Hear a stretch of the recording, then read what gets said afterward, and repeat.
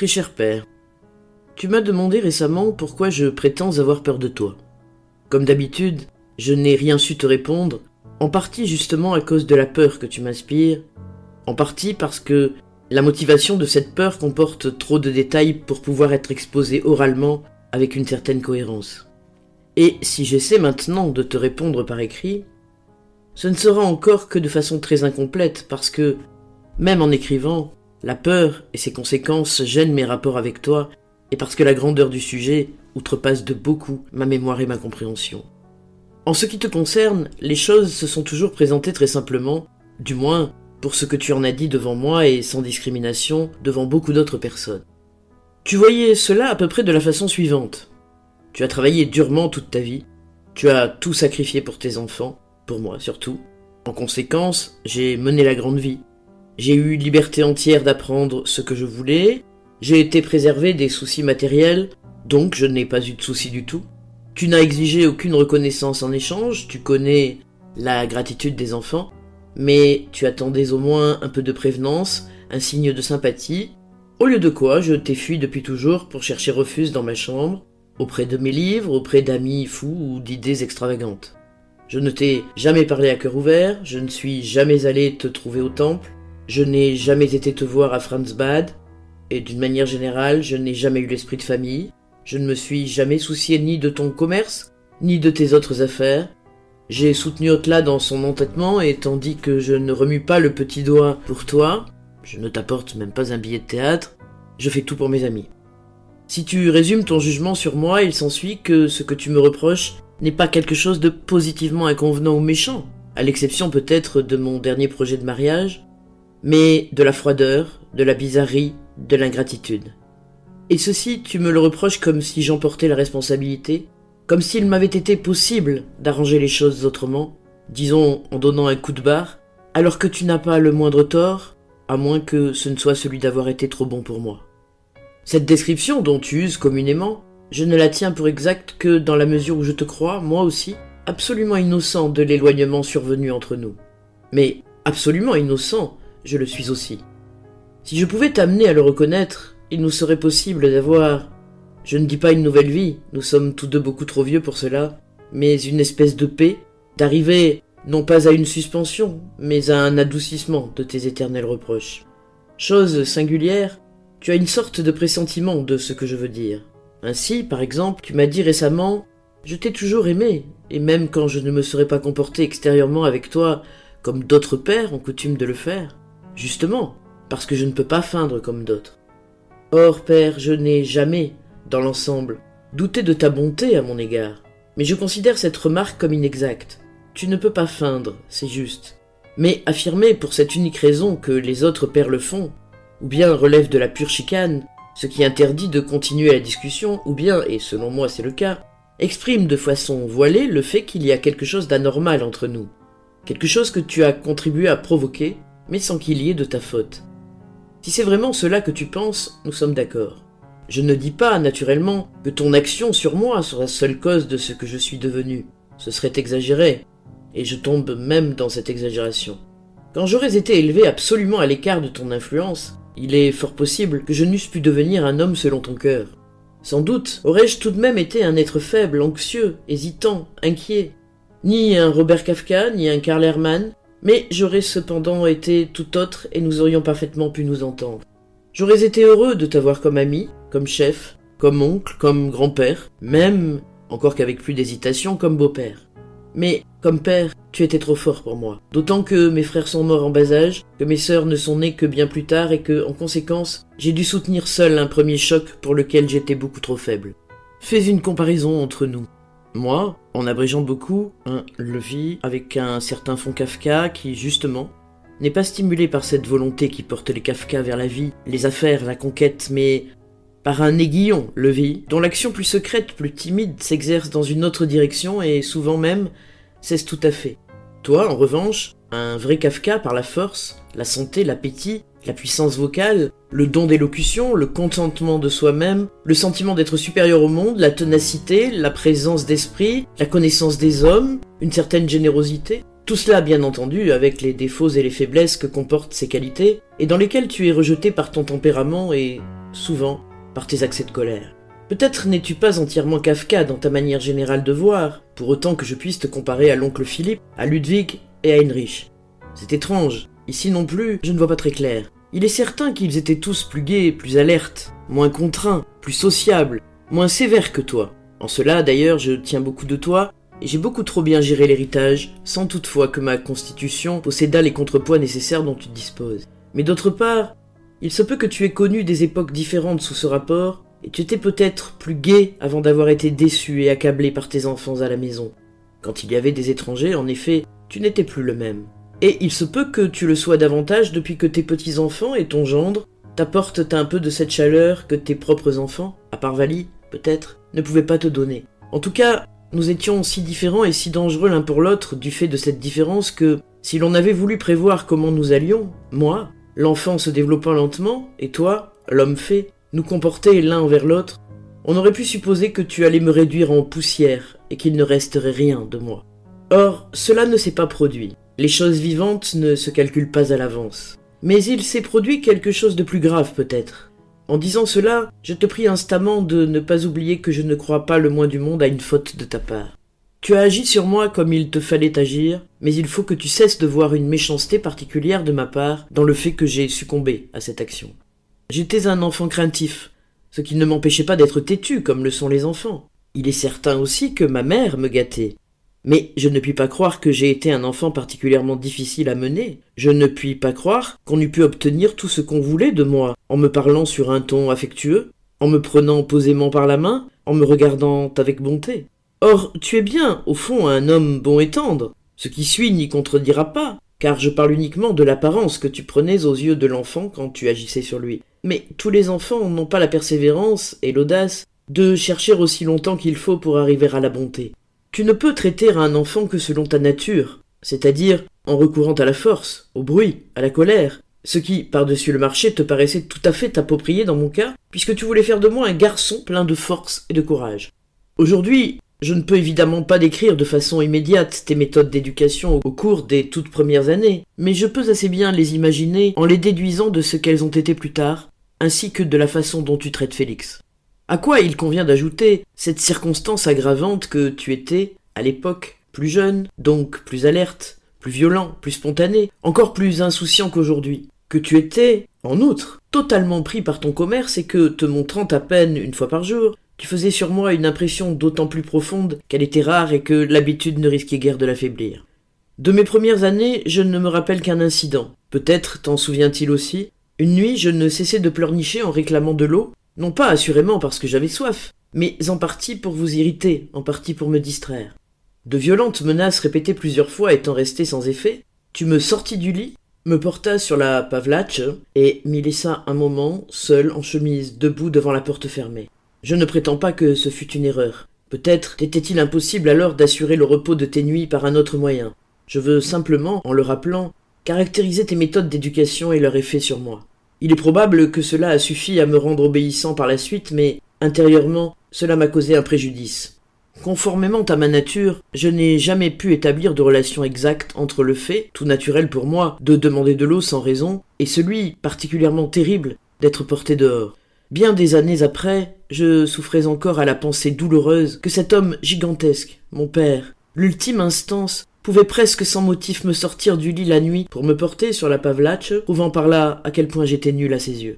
À cette époque, ce n'était qu'un modeste début, mais ce sentiment de nullité qui s'empare si souvent de moi, sentiment qui peut être aussi noble et fécond sous d'autres rapports, il est vrai, tient pour beaucoup à ton influence. Il m'aurait fallu un peu d'encouragement, un peu de gentillesse. J'aurais eu besoin qu'on dégageât un peu mon chemin, au lieu de quoi tu me le bouches, dans l'intention louable, certes, de m'en faire prendre un autre. Mais à cet égard, je n'étais bon à rien.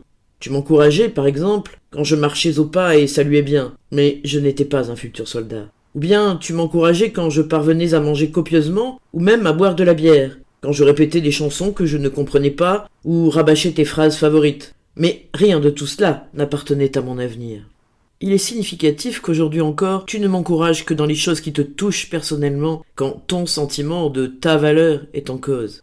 Soit que je le blesse, par exemple par mon projet de mariage, soit qu'il se trouve blessé à travers moi, par exemple quand Peppa m'insulte. C'est alors que tu m'encourages, que tu me rappelles ma valeur et les partis auxquels je serais en droit de prétendre, que tu condamnes entièrement, Peupa. Mais, sans parler du fait que mon âge actuel me rend déjà presque inaccessible à l'encouragement, à quoi pourrait-il me servir s'il n'apparaît que là où il ne s'agit pas de moi en premier lieu? Autrefois, j'aurais eu besoin d'encouragement en toutes circonstances, car j'étais déjà écrasé par la simple existence de ton corps. Il me souvient, par exemple, que nous nous déshabillions souvent ensemble dans une cabine. Moi, maigre, chétif, étroit. Toi, fort, grand, large. Déjà, dans la cabine, je me trouvais lamentable. Et non seulement en face de toi, mais en face du monde entier, car tu étais pour moi la mesure de toute chose. Mais quand nous sortions de la cabine et nous trouvions devant les gens, moi te tenant la main, petite carcasse, pieds nus vacillant sur les planches, ayant peur de l'eau, incapable de répéter les mouvements de natation que, dans une bonne intention, certes, mais à ma grande honte, tu ne cessais littéralement pas de me montrer, j'étais très désespéré, et, à de tels moments, mes tristes expériences dans tous les domaines s'accordaient de façon grandiose. Là où j'étais encore le plus à l'aise, c'est quand il t'arrivait de te déshabiller le premier et que je pouvais rester seul dans la cabine pour retarder la honte de mon apparition publique, jusqu'au moment où tu venais voir ce que je devenais et où tu me poussais dehors. Je t'étais reconnaissant de ce que tu ne semblais pas remarquer ma détresse, et d'autre part, j'étais fier du corps de mon père. Il subsiste d'ailleurs aujourd'hui encore une différence de ce genre entre nous. À ceci répondit par la suite ta souveraineté spirituelle. Grâce à ton énergie, tu étais parvenu tout seul à une si haute position que tu avais une confiance sans borne dans ta propre opinion. Ce n'était pas même aussi évident dans mon enfance que cela le fut plus tard pour l'adolescent. De ton fauteuil, tu gouvernais le monde. Ton opinion était juste, tout autre était folle, extravagante, méchugue, anormale. Et avec cela, ta confiance en toi-même était si grande que tu n'avais pas besoin de rester conséquent pour continuer à avoir raison. Il pouvait aussi arriver que tu n'eusses pas d'opinion du tout, et il s'ensuivait nécessairement que toutes les opinions possibles en l'occurrence étaient fausses, sans exception. Tu étais capable, par exemple, de pester contre les Tchèques, puis contre les Allemands, puis contre les Juifs, et ceci non seulement à propos de points de détail, mais à propos de tout, et pour finir, il ne restait plus rien en dehors de toi. Tu pris à mes yeux ce caractère énigmatique qu'ont les tyrans, dont le droit ne se fonde pas sur la réflexion, mais sur leur propre personne. C'est du moins ce qu'il me semblait. Au vrai, si tu avais si souvent raison contre moi, que c'en était surprenant, rien de plus naturel quand cela se passait en paroles, car nous allions rarement jusqu'à la conversation. Mais tu avais raison, même dans les faits. Cependant, il n'y avait là non plus rien de spécialement incompréhensible. J'étais lourdement comprimé par toi en tout ce qui concernait ma pensée, même et surtout là où elle ne s'accordait pas avec la tienne. Ton jugement négatif pesait dès le début sur toutes mes idées indépendantes de toi en apparence. Il était presque impossible de supporter cela jusqu'à l'accomplissement total et durable de l'idée. Ici, je ne parle pas de je ne sais quelle idée supérieure, mais de n'importe quelle petite affaire d'enfant. Il suffisait simplement d'être heureux à propos d'une chose quelconque, d'en être rempli, de rentrer à la maison et de le dire, et l'on recevait en guise de réponse un sourire ironique, un hochement de tête, un tapotement de doigts sur la table. « J'ai déjà vu mieux » ou bien « Viens me dire ça à moi » ou bien « Je n'ai pas la tête aussi reposée que toi » ou bien « Ça te fait une belle jambe » ou bien encore « En voilà un événement ». Il va sans dire qu'on ne pouvait pas te demander de l'enthousiasme pour chacune de nos bagatelles d'enfants, alors que tu étais plongé dans les soucis et les peines. D'ailleurs, il ne s'agissait pas de cela. L'important, c'est plutôt qu'en vertu de ta nature opposée à la mienne, et par principe, tu étais toujours poussé à préparer des déceptions de ce genre à l'enfant, que l'opposition s'aggravait constamment grâce à l'accumulation du matériel, qu'elle se manifestait par habitude, même quand tu étais par hasard de mon avis et que, puisqu'aussi bien il s'agissait de ta personne et que ta personne faisait autorité en tout, les déceptions de l'enfant n'étaient pas des déceptions de la vie courante, mais touchaient droit au cœur. Le courage, l'esprit de décision, l'assurance, la joie de faire telle ou telle chose, ne pouvaient pas tenir jusqu'au bout quand tu t'y opposais ou même quand on pouvait te supposer hostile. Et cette supposition, on pouvait la faire à propos de presque tout ce que j'entreprenais. Cela s'appliquait aussi bien aux idées qu'aux personnes. Il te suffisait que quelqu'un m'inspirât un peu d'intérêt, étant donné ma nature, cela ne se produisait pas souvent, pour intervenir brutalement par l'injure, la calomnie, les propos avilissants, sans le moindre égard pour mon affection et sans respect pour mon jugement. Des êtres innocents et enfantins durent en pâtir. Ce fut le cas de l'acteur yiddish, Levi, par exemple. Sans le connaître, tu le comparais à de la vermine en t'exprimant d'une façon terrible que j'ai maintenant oubliée, et tu avais automatiquement recours au proverbe des puces et des chiens, comme tu le faisais si souvent au sujet des gens que j'aimais. Je me rappelle particulièrement bien l'acteur parce qu'à cette époque, j'ai écrit ce qui suit sur ta manière de parler de lui. C'est ainsi que mon père parle de mon ami, qu'il ne connaît pas du tout, uniquement parce qu'il est mon ami. C'est quelque chose que je pourrai toujours lui opposer quand il me reprochera mon manque de gratitude et d'amour filial. Je n'ai jamais pu comprendre que tu fusses aussi totalement insensible à la souffrance et à la honte que tu pouvais m'infliger par tes propos et tes jugements. Moi aussi, je t'ai sûrement blessé plus d'une fois en parole, mais je savais toujours que je te blessais. Cela me faisait mal. Je ne pouvais pas me maîtriser assez pour retenir le mot.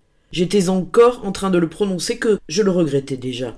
Tandis que toi, tu attaquais sans te soucier de rien. Personne ne te faisait pitié, ni sur le moment, ni après. On était absolument sans défense devant toi.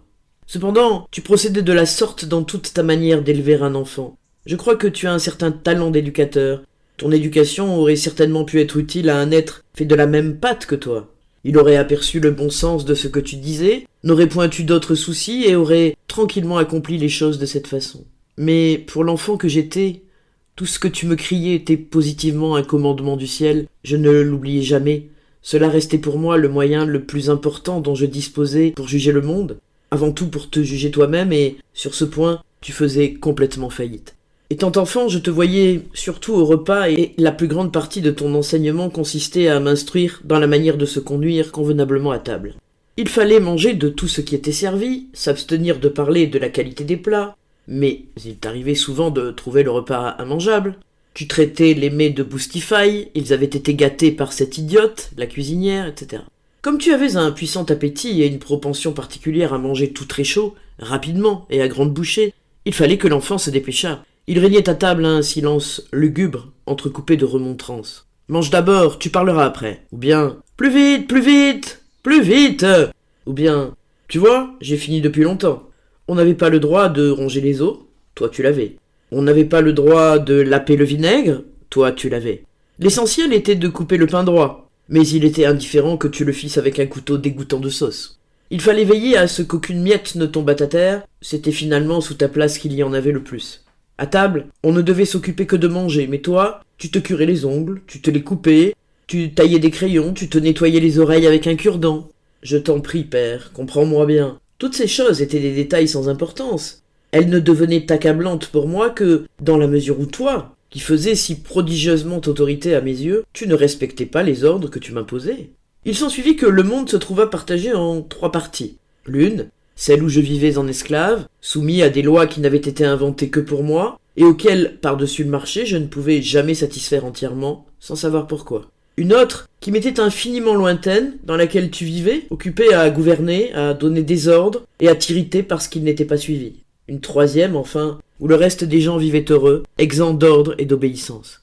J'étais constamment plongé dans la honte, car ou bien j'obéissais à tes ordres, et c'était honteux puisqu'ils n'étaient valables que pour moi, ou bien je te défiais, et c'était encore honteux, car comment pouvais-je me permettre de te défier? Ou bien je ne pouvais pas obéir parce que je ne possédais ni ta force, ni ton appétit, ni ton adresse, et c'était là, en vérité, la pire des hontes. C'est ainsi que se mouvaient non pas les réflexions, mais les sentiments de l'enfant. Ma situation d'alors paraîtra plus claire si je la compare à celle de Félix. Lui aussi, tu le traites d'une manière analogue. Tu vas même jusqu'à employer à son égard un moyen d'éducation particulièrement terrible, puisque lorsqu'il commet ce que tu juges une inconvenance à table, tu ne te contentes pas de lui dire comme tu me le disais jadis, « Tu es un gros cochon », mais tu ajoutes « un vrai Herman » ou « tout comme ton père ». Or il est possible, on ne peut pas dire plus que possible, que cela ne nuise pas à Félix de façon essentielle, car tu n'es pour lui qu'un grand-père. Un grand-père doué d'une importance particulière, il est vrai. Tu n'es pas tout, comme tu l'étais pour moi.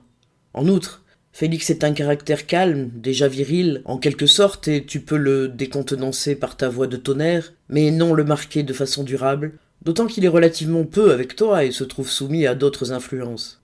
Tu es plutôt pour lui quelque chose de cher et de curieux, où il peut choisir ce qui lui plaît. Pour moi, tu n'étais pas une curiosité, je ne pouvais pas choisir, il me fallait tout prendre. Et ceci sans pouvoir faire d'objection, car il t'est impossible, de prime abord, de parler calmement d'une chose avec laquelle tu n'es pas d'accord ou qui, simplement, ne part pas de toi.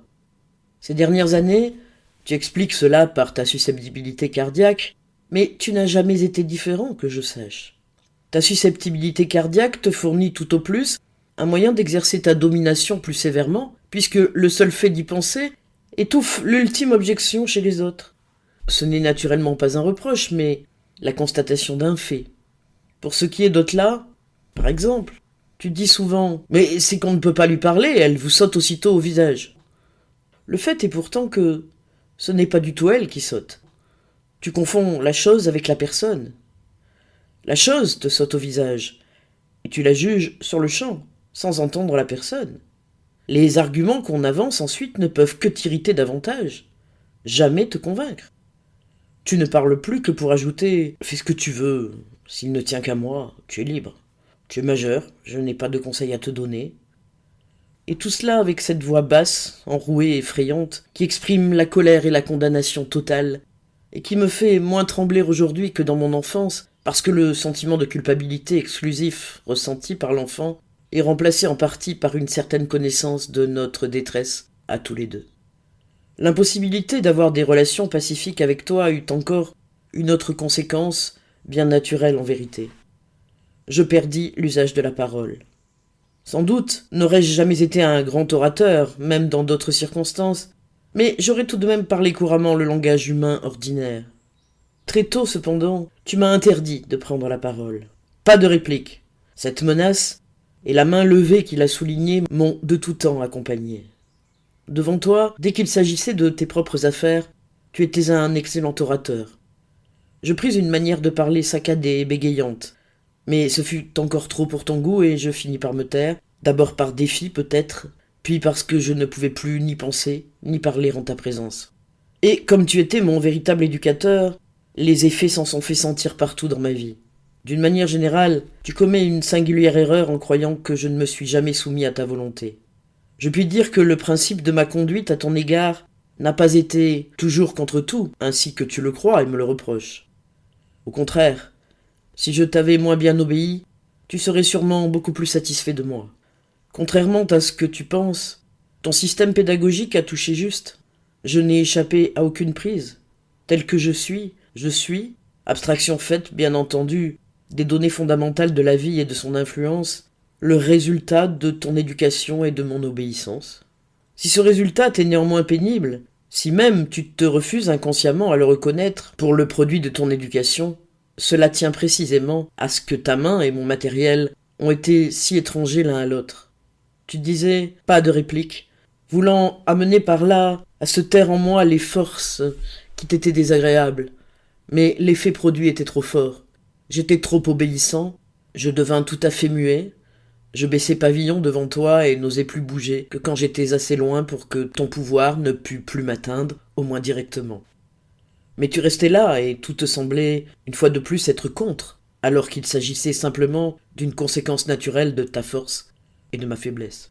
Tes moyens les plus efficaces d'éducation orale, ceux, du moins, qui ne manquaient jamais leur effet sur moi, étaient les injures, les menaces, l'ironie, un rire méchant, et, chose remarquable, tes lamentations sur toi-même. Je ne me rappelle pas que tu m'aies jamais injurié de façon directe ou avec de vrais gros mots.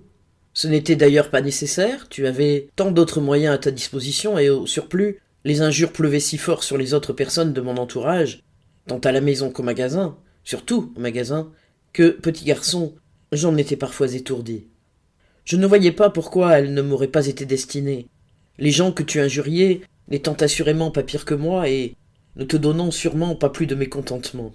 Là encore, je retrouvais ta mystérieuse innocence, le mystérieux pouvoir qui te rendait inattaquable. Tu injuriais les gens sans t'en faire le moindre scrupule. Qui plus est, tu condamnais les injures chez les autres, auxquels tu les interdisais. Tu renforçais les injures par des menaces qui, elles, me concernaient bel et bien. Terrible était par exemple, bien que je ne fusse pas sans savoir que rien de grave ne s'ensuivrait, mais il est vrai qu'étant petit je ne le savais pas, je te déchirerais comme un poisson. Mais que tu en fusses capable, ce serait presque accordé à l'image que j'avais de ton pouvoir. Terrible aussi étaient ces moments où tu courais, en criant autour de la table pour nous attraper. Tu n'en avais pas du tout l'intention, mais tu faisais semblant, et où maman, pour finir, avait l'air de nous sauver. Une fois de plus, telle était l'impression de l'enfant, on avait conservé la vie par l'effet de ta grâce, et on continuait à la porter comme un présent immérité. À ce même ordre des choses appartiennent tes menaces concernant les suites de la désobéissance. Quand j'entreprenais quelque chose qui te déplaisait et que tu me menaçais d'un échec, Mon respect de ton opinion était si grand que l'échec était inéluctable, même s'il ne devait se produire que plus tard. Je perdis toute confiance dans mes propres actes. Je devins instable, indécis. Plus je vieillissais, plus grossissait le matériel que tu pouvais m'opposer comme preuve de mon peu de valeur. Peu à peu, les faits te donnèrent raison à certains égards.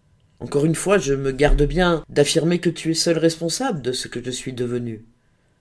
Tu n'as fait qu'aggraver ce qui était, mais tu l'as beaucoup aggravé, précisément parce que tu avais un grand ascendant sur moi et que tu usais de tout ton pouvoir. Tu avais une confiance spéciale dans l'éducation par l'ironie. Elle s'accordait d'ailleurs au mieux avec ta supériorité sur moi. Dans ta bouche, une réprimande prenait généralement cette forme. Tu ne peux pas faire cela de telle ou telle manière ? C'est déjà trop te demander, je suppose. Naturellement, tu n'as pas le temps, et ainsi de suite. Chacune de ces questions s'accompagnait d'un rire et d'un visage courroucé. On se trouvait en quelque sorte déjà puni avant de savoir qu'on avait fait quelque chose de mal. Exaspérantes étaient aussi ces remontrances où l'on était traité entière, comme si l'on n'était pas même digne de tes paroles méchantes, où tu parlais pour la forme à maman, alors qu'en fait tu t'adressais à moi, puisque j'étais présent. Bien entendu, on ne peut pas obtenir cela de monsieur mon fils. Et autre chose du même genre. La contrepartie de ceci, c'est que j'en vins à ne plus oser t'interroger directement quand maman était là. Plus tard, l'habitude m'empêcha de penser à le faire. Il était beaucoup moins dangereux pour l'enfant de questionner sa mère, assise à côté de toi. On lui demandait « Comment va mon père ?» et ainsi on se protégeait des surprises. Il y avait naturellement des cas où l'on approuvait fort l'ironie, notamment quand elle touchait quelqu'un d'autre. Ellie, par exemple, avec laquelle j'ai été brouillé pendant des années. C'était pour moi une vraie fête de la méchanceté et de la joie maligne que de t'entendre lui dire presque à chaque repas quelque chose comme « Il faut qu'elle se tienne à 10 mètres de la table, cette faisaise d'embarras » et de te voir, plein de colère, dans ton fauteuil, essayer d'imiter sans la plus légère trace de gentillesse ou de bonne humeur, en ennemi acharné, la manière excessivement repoussante, pour ton goût, dont elle se tenait à table. Que de fois ces scènes et d'autres semblables se sont répétées, quels piètres résultats elles ont donné en fait. Cela tient, je crois, à ce que ton déploiement de colère et d'irritation ne paraissait pas se trouver dans un rapport juste avec la chose elle-même. On n'avait pas le sentiment que ta colère avait été provoquée par cette circonstance insignifiante, qu'on était trop loin de la table, mais qu'elle avait été là d'emblée dans toute son ampleur, et que c'était par hasard, si elle avait saisi juste cette occasion d'éclater. Comme on était persuadé qu'une occasion se trouverait de toute manière, on ne se surveillait pas spécialement et, par surcroît, la sensibilité s'émoussait sous les menaces perpétuelles. Peu à peu, on acquérait presque la certitude qu'on ne serait pas battu. On se transformait en enfant maussade, inattentif, désobéissant, ne songeant jamais qu'à un moyen de fuite intérieure le plus souvent. C'est ainsi que tu as souffert, que nous avons souffert. De ton point de vue, tu avais bien raison de dire, en usant de ta formule habituelle, comme tu l'as fait récemment encore au sujet d'une lettre reçue de Constantinople, les dents serrées, et riant de ce rire guttural qui, le premier, avait suggéré à l'enfant une représentation de l'enfer. En voilà une bande. Il semblait absolument incompatible avec cette position à l'égard de tes enfants que tu puisses te plaindre en public, ce qui t'arrivait pourtant très souvent. Étant enfant, j'avoue que je n'y étais nullement sensible. Je le devins plus tard, et que je ne comprenais pas comment tu pouvais t'attendre à trouver de la sympathie. Tu étais si gigantesque à tous égards. Quelle importance pouvais-tu attacher à notre pitié, voire à notre aide ? Tu aurais dû, en fait, les mépriser, comme tu nous méprisais si souvent nous-mêmes. En conséquence, je ne croyais pas à tes lamentations et cherchais derrière elles je ne sais quelle intention secrète. Je n'ai compris que plus tard que tes enfants te faisaient réellement souffrir, mais à cette époque où tes plaintes auraient pu rencontrer encore une sensibilité enfantine ouverte, sans réticence et prête à donner toute son aide, elle ne représentait une fois de plus qu'un moyen par trop évident d'éducation et d'humiliation, moyen sans grande force en soi, mais qui entraînait une conséquence secondaire nuisible, à savoir que l'enfant s'habituait à ne pas prendre au sérieux les choses dont, précisément, il aurait dû ressentir la gravité. Par bonheur, il y avait tout de même des exceptions. Elles se produisaient quand tu souffrais sans rien dire, quand l'amour et la bonté appliquaient leur force à triompher de tout ce qui leur était contraire et à le saisir immédiatement. Certes, cela arrivait rarement, mais c'était merveilleux. C'était par exemple quand il faisait chaud l'été et que je te voyais somnoler au magasin après le déjeuner, l'air las, le coude appuyé sur le comptoir. Ou bien le dimanche quand tu venais, éreinté, nous rejoindre à la campagne, Ou bien lors d'une grave maladie de maman, quand tu te tenais à la bibliothèque, tout secoué de sanglots. Ou bien pendant ma dernière maladie, quand tu entrais doucement dans la chambre d'Otla pour me voir, que tu restais sur le seuil, tendais le cou pour m'apercevoir au lit et te bornais à me saluer de la main, par égard pour ma fatigue. À de tels moments, l'on se couchait et l'on pleurait de bonheur, et je pleure maintenant encore en l'écrivant. Tu as aussi une façon particulièrement belle de sourire, silencieuse, paisible, bienveillante. Un sourire qu'on rencontre rarement et qui pouvait vous rendre très heureux s'il vous était destiné. Je ne me rappelle pas que tu me l'aies expressément accordé dans mon enfance, mais cela a bien dû se produire. Pourquoi me l'aurais-tu refusé en ce temps-là, puisque tu me jugeais encore innocent et que j'étais ton grand espoir? À la longue, d'ailleurs, ces impressions agréables n'ont pas eu d'autre résultat que d'accroître mon sentiment de culpabilité et de me rendre le monde encore plus incompréhensible. Je préférais m'en tenir à ce qui était durable et fondé sur les faits. Pour m'affirmer un peu en face de toi, en partie aussi pour exercer une espèce de vengeance, je ne tardais pas à observer, à recueillir, à exagérer les petits ridicules que je découvrais en toi. Comment, par exemple, tu te laissais éblouir par des personnes qui n'étaient généralement haut placées qu'en apparence et dont tu ne te lassais pas de parler, que ce fût un conseiller d'Empire ou quelque autre personnage. D'autre part, j'avais mal à la pensée que tu croyais, toi, mon père, avoir besoin de ces confirmations dérisoires de ta valeur et que tu en tirais vanité. Ou bien j'observais ta prédilection pour les expressions indécentes, proférées autant que possible d'une voix forte, et dont tu riais comme si tu avais dit quelque chose de particulièrement réussi, alors que ce n'était justement qu'une vulgaire petite inconvenance. Mais j'y voyais en même temps une manifestation de ta vitalité, humiliante pour moi. Bien entendu, ces diverses observations existaient en foule. Elles faisaient mon bonheur, elles me fournissaient l'occasion de chuchotements et de moqueries. Tu t'en apercevais parfois, tu t'en fâchais, tu les considérais comme de la méchanceté, de l'impertinence. Mais, crois-moi, ce n'était rien d'autre pour moi qu'un moyen, d'ailleurs inefficace, de me maintenir. C'étaient des plaisanteries comme celles qu'on répand sur le compte des dieux et des rois, plaisanteries qui non seulement peuvent s'allier au plus profond respect, mais encore en font partie. D'ailleurs, en accord avec la situation analogue que tu avais à mon égard, tu as tenté, toi aussi, une espèce de contre-attaque. Tu aimais à rappeler à quel point exagéré ma vie était agréable, à quel point j'ai été bien traité. C'est exact, mais je ne crois pas, les circonstances ayant été ce qu'elles étaient, que cela m'ait servi à grand-chose. Ma mère était infiniment bonne pour moi, c'est vrai, mais ce n'était que relativement à toi, c'est-à-dire pour moi dans un mauvais rapport. Sans le savoir, elle jouait le rôle du rabatteur à la chasse. Pour le cas bien improbable où, en engendrant le défi, la répulsion, voire la haine, ton éducation aurait pu me permettre de marcher tout seul, ma mère de son côté compensait ce risque par sa bonté et ses paroles raisonnables. Dans le gâchis de mon enfance, elle était l'idéal même de la raison. Et j'étais encore une fois rejeté dans ton cercle d'où, sans cela, je me serais peut-être échappé pour notre bien commun. Ou encore, les choses étaient telles que nous n'en venions pas à une vraie réconciliation. Ma mère se contentait de me protéger en secret contre toi, me donnait, me permettait quelque chose en secret, et j'étais de nouveau la créature sournoise, le tricheur qui se sentait coupable et qui, du fait de sa nullité, était incapable d'obtenir autrement que par des chemins détournés, même les choses auxquelles il pensait avoir droit. Plus tard, bien sûr, je m'habituai à prendre également ces chemins pour rechercher ce qui ne me revenait nullement de droit, même à mes propres yeux. La conscience de ma culpabilité s'en trouva encore aggravée. Il est encore vrai que tu ne m'as, pour ainsi dire, jamais vraiment battu. Mais tes cris, la rougeur de ton visage, ta manière hâtive de détacher tes bretelles et de les disposer sur le dossier d'une chaise, tout cela a été presque pire que les coups. Il en va de même pour un homme qui est sur le point d'être pendu. Si on le pend vraiment, il meurt et tout est fini. Mais qu'on l'oblige à assister à tous les préparatifs de la pendaison, qu'on ne lui communique la nouvelle de sa grâce que lorsque le nœud lui pend déjà sur la poitrine, il se peut qu'il ait à en souffrir toute sa vie. Pour comble, l'accumulation de tous ces moments où, selon l'opinion que tu manifestais clairement, j'aurais mérité des coups et n'y avais échappé de justesse que par l'effet de ta miséricorde, faisait naître en moi, une fois de plus, une grande conscience de ma culpabilité. Je tombais sous ta coupe de tous les côtés à la fois. Tu m'as depuis toujours fait un reproche. En tête-à-tête ou devant d'autres personnes, tu n'étais nullement sensible à ce que ce dernier procédé avait d'humiliant pour moi. Les affaires de tes enfants étaient toujours des affaires publiques. D'avoir vécu, grâce à ton travail, dans la tranquillité, le confort, l'abondance. Ici, je pense à certaines remarques qui auraient positivement dû me creuser des rides dans le cerveau, telles que... Dès l'âge de 7 ans, je circulais de village en village avec ma carriole. Nous étions obligés de dormir tous dans une seule pièce. Nous étions heureux quand nous avions des pommes de terre à manger.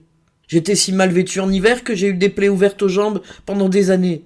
Tout petit garçon, il me fallait déjà aller à Pissec pour travailler au magasin. Chez moi, on ne me donnait rien.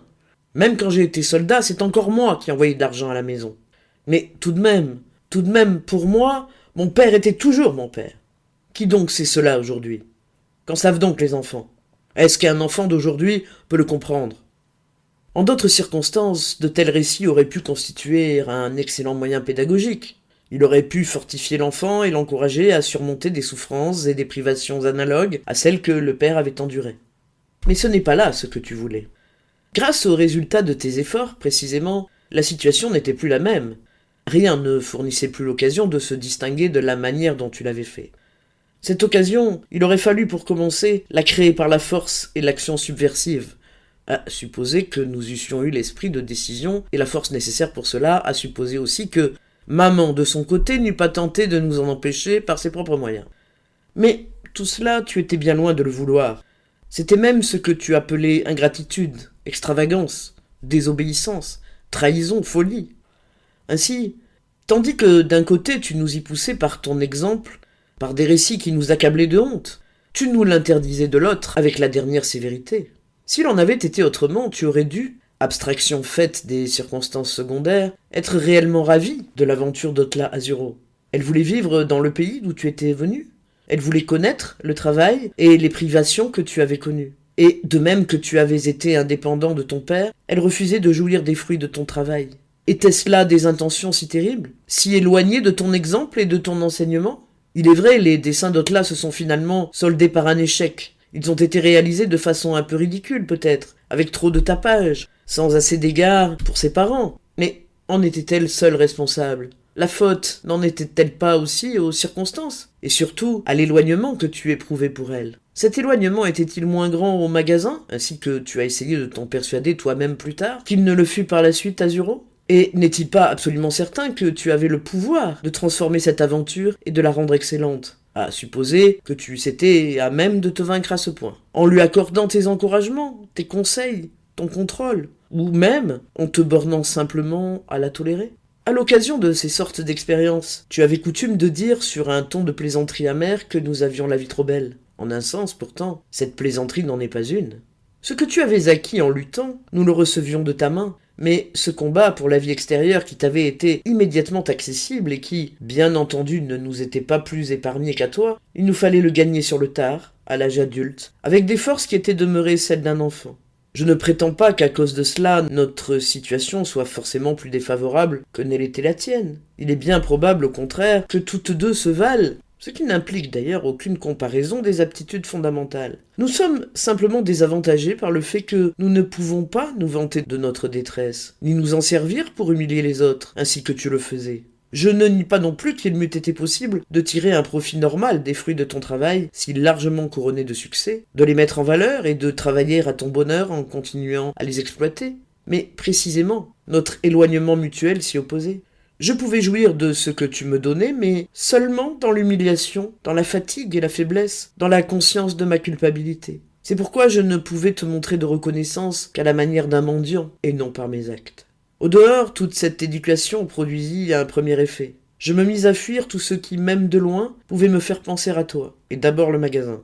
En soi, cependant, j'aurais dû y prendre grand plaisir, surtout quand j'étais enfant et tant que ce fut une simple boutique. Il était si animé, si bien éclairé le soir. On y voyait, on y entendait tant de choses. On pouvait aussi s'y rendre utile par-ci par-là, s'y distinguer, et surtout t'admirer dans le déploiement de tes extraordinaires dons de commerçant. Admirer ton art de vendre, de traiter les gens, de faire des plaisanteries, d'être infatigable, de prendre une décision immédiate dans les cas douteux, etc.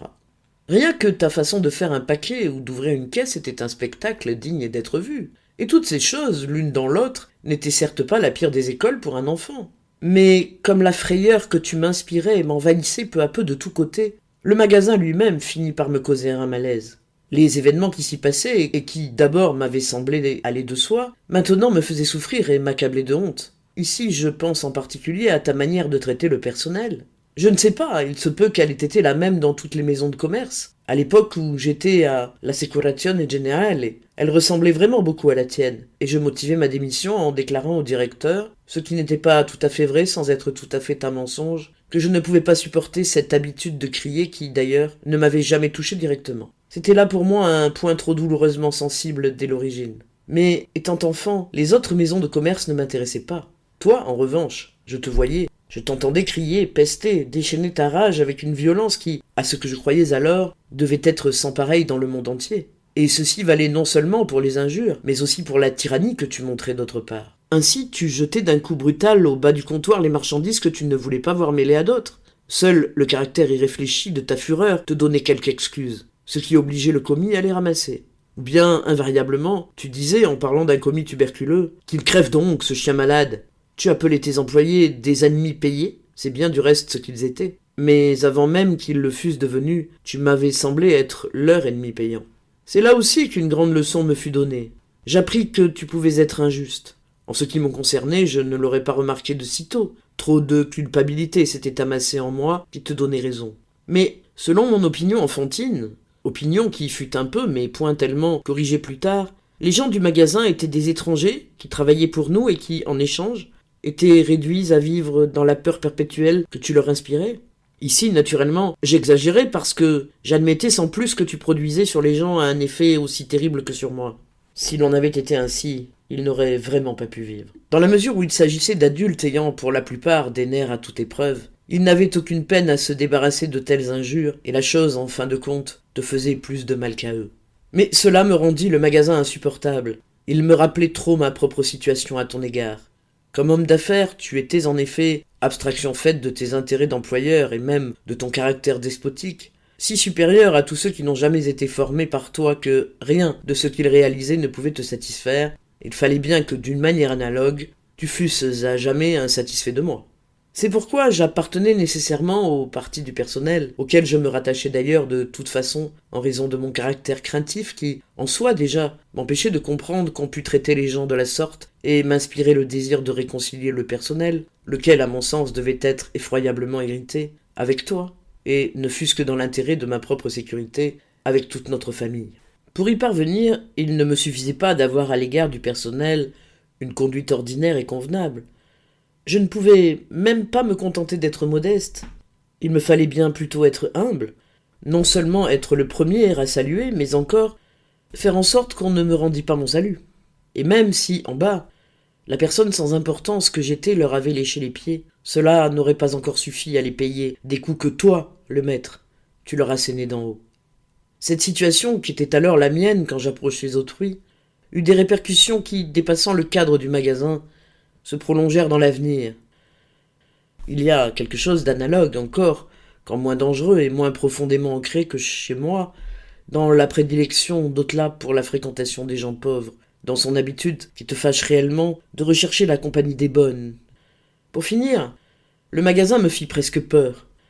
En tout cas, il ne me concernait déjà plus depuis longtemps, à l'époque où le lycée vint m'en écarter encore davantage. Il me paraissait d'ailleurs beaucoup trop dispendieux pour les ressources dont je disposais, puisque, à t'entendre, il épuisait même les tiennes. De mon aversion pour ton commerce, donc pour ton œuvre, aversion dont tu ne laissais certes pas de souffrir beaucoup, tu as encore essayé de tirer quelque chose de flatteur pour toi par la suite, en affirmant ce qui aujourd'hui m'émeut et me fait honte, que si je n'avais pas le sens des affaires, j'avais en revanche des idées plus élevées en tête, etc. L'explication que tu t'extorquais ainsi fit naturellement grand plaisir à ma mère et moi-même, pris que j'étais dans ma détresse et ma vanité, je me laissais influencer par elle. Mais si ces idées élevées avaient vraiment été la seule ou la principale cause de mon éloignement pour le magasin, elles auraient dû s'exprimer autrement qu'en me permettant un abordage définitif dans les parages d'une table de bureaucrate, après m'avoir laissé nager, paisible et craintif, dans les eaux du lycée et des études de droit. Si je voulais te fuir, il me fallait aussi fuir la famille et même ma mère. Certes, on pouvait toujours se réfugier auprès d'elle, mais ce n'était encore que par rapport à toi. Elle t'aimait trop et t'était trop fidèle, dévouée pour pouvoir à la longue représenter une puissance spirituelle indépendante dans le combat mené par l'enfant. L'enfant le sentait d'ailleurs avec un instinct sûr, puisqu'en vieillissant, en effet, maman s'attacha encore plus étroitement à toi. Tandis que, pour ce qui la touchait elle-même, elle préservait toujours son indépendance dans les limites les plus précises et le faisait avec grâce et tact, sans jamais te blesser de façon grave. Elle se mit, surtout dans le cas d'ailleurs difficile d'Otla, à accepter les yeux fermés, moins avec l'intelligence qu'avec le cœur, et de plus en plus totalement au cours des années, ta manière de juger et de condamner tes enfants. Sans doute convient-il de ne pas oublier combien la situation de maman dans la famille était douloureuse et exténuante. Elle peinait au magasin et à la maison, elle souffrait doublement de toutes les maladies de la famille, mais ce qui couronnait le tout, c'étaient les souffrances que lui valait sa position intermédiaire entre toi et nous. Tu as toujours été aimant et plein d'égards pour elle, mais, à ce point de vue, tu l'as aussi peu ménagé que nous l'avons fait nous-mêmes. Brutalement, toi de ton côté, nous du nôtre, nous l'avons martelé de coups. C'était un dérivatif. Nous ne pensions pas à mal, nous ne pensions qu'au combat que nous avions à livrer, toi contre nous contre toi, et notre rage se déchargeait sur maman. La façon dont tu l'as tourmentée à cause de nous, sans en être le moins du monde responsable, bien entendu, n'était assurément pas une contribution utile à notre éducation. Elle justifiait même en apparence notre conduite à son égard qui, sans cela, eût été injustifiable. Que n'a-t-elle pas souffert, tant par nous, à cause de toi, que par toi, à cause de nous, sans compter les cas où tu avais raison parce qu'elle nous gâtait, encore que ces gâteries puissent n'avoir été bien souvent qu'une contre-manifestation silencieuse et inconsciente contre ton système. Il va sans dire que maman n'aurait pu supporter tout cela si elle n'en avait puisé la force dans son amour pour nous tous et dans le bonheur né de cet amour. Mes sœurs ne me suivaient qu'en partie. La plus heureuse dans ses rapports avec toi était Vali. Étant de nous tous la plus proche de maman, elle se soumettait à toi d'une manière analogue à la sienne, sans beaucoup de peine ni de dommages. Mais comme elle te rappelait maman précisément, tu la supportais aussi avec plus de gentillesse, bien qu'elle possédât peu d'éléments Kafka. Peut-être était-ce justement ce qui te convenait. Là où il n'y avait aucun trait Kafka, personne, pas même toi, ne pouvait rien exiger de tel. Tu n'avais pas non plus, comme chez nous autres, le sentiment qu'ici quelque chose allait se perdre, qu'il fallait sauver de force. Au reste, il se peut que tu n'aies jamais spécialement aimé l'élément Kafka en tant qu'il s'exprimait chez les femmes. Tes rapports avec Vali seraient même devenus plus affectueux si nous ne les avions troublés de notre côté.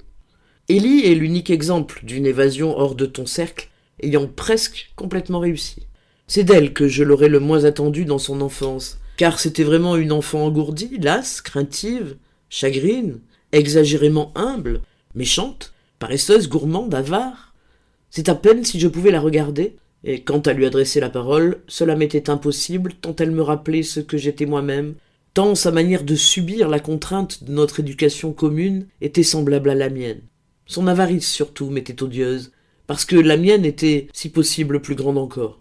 L'avarice, en effet, est l'un des signes les plus sûrement révélateurs d'une profonde détresse.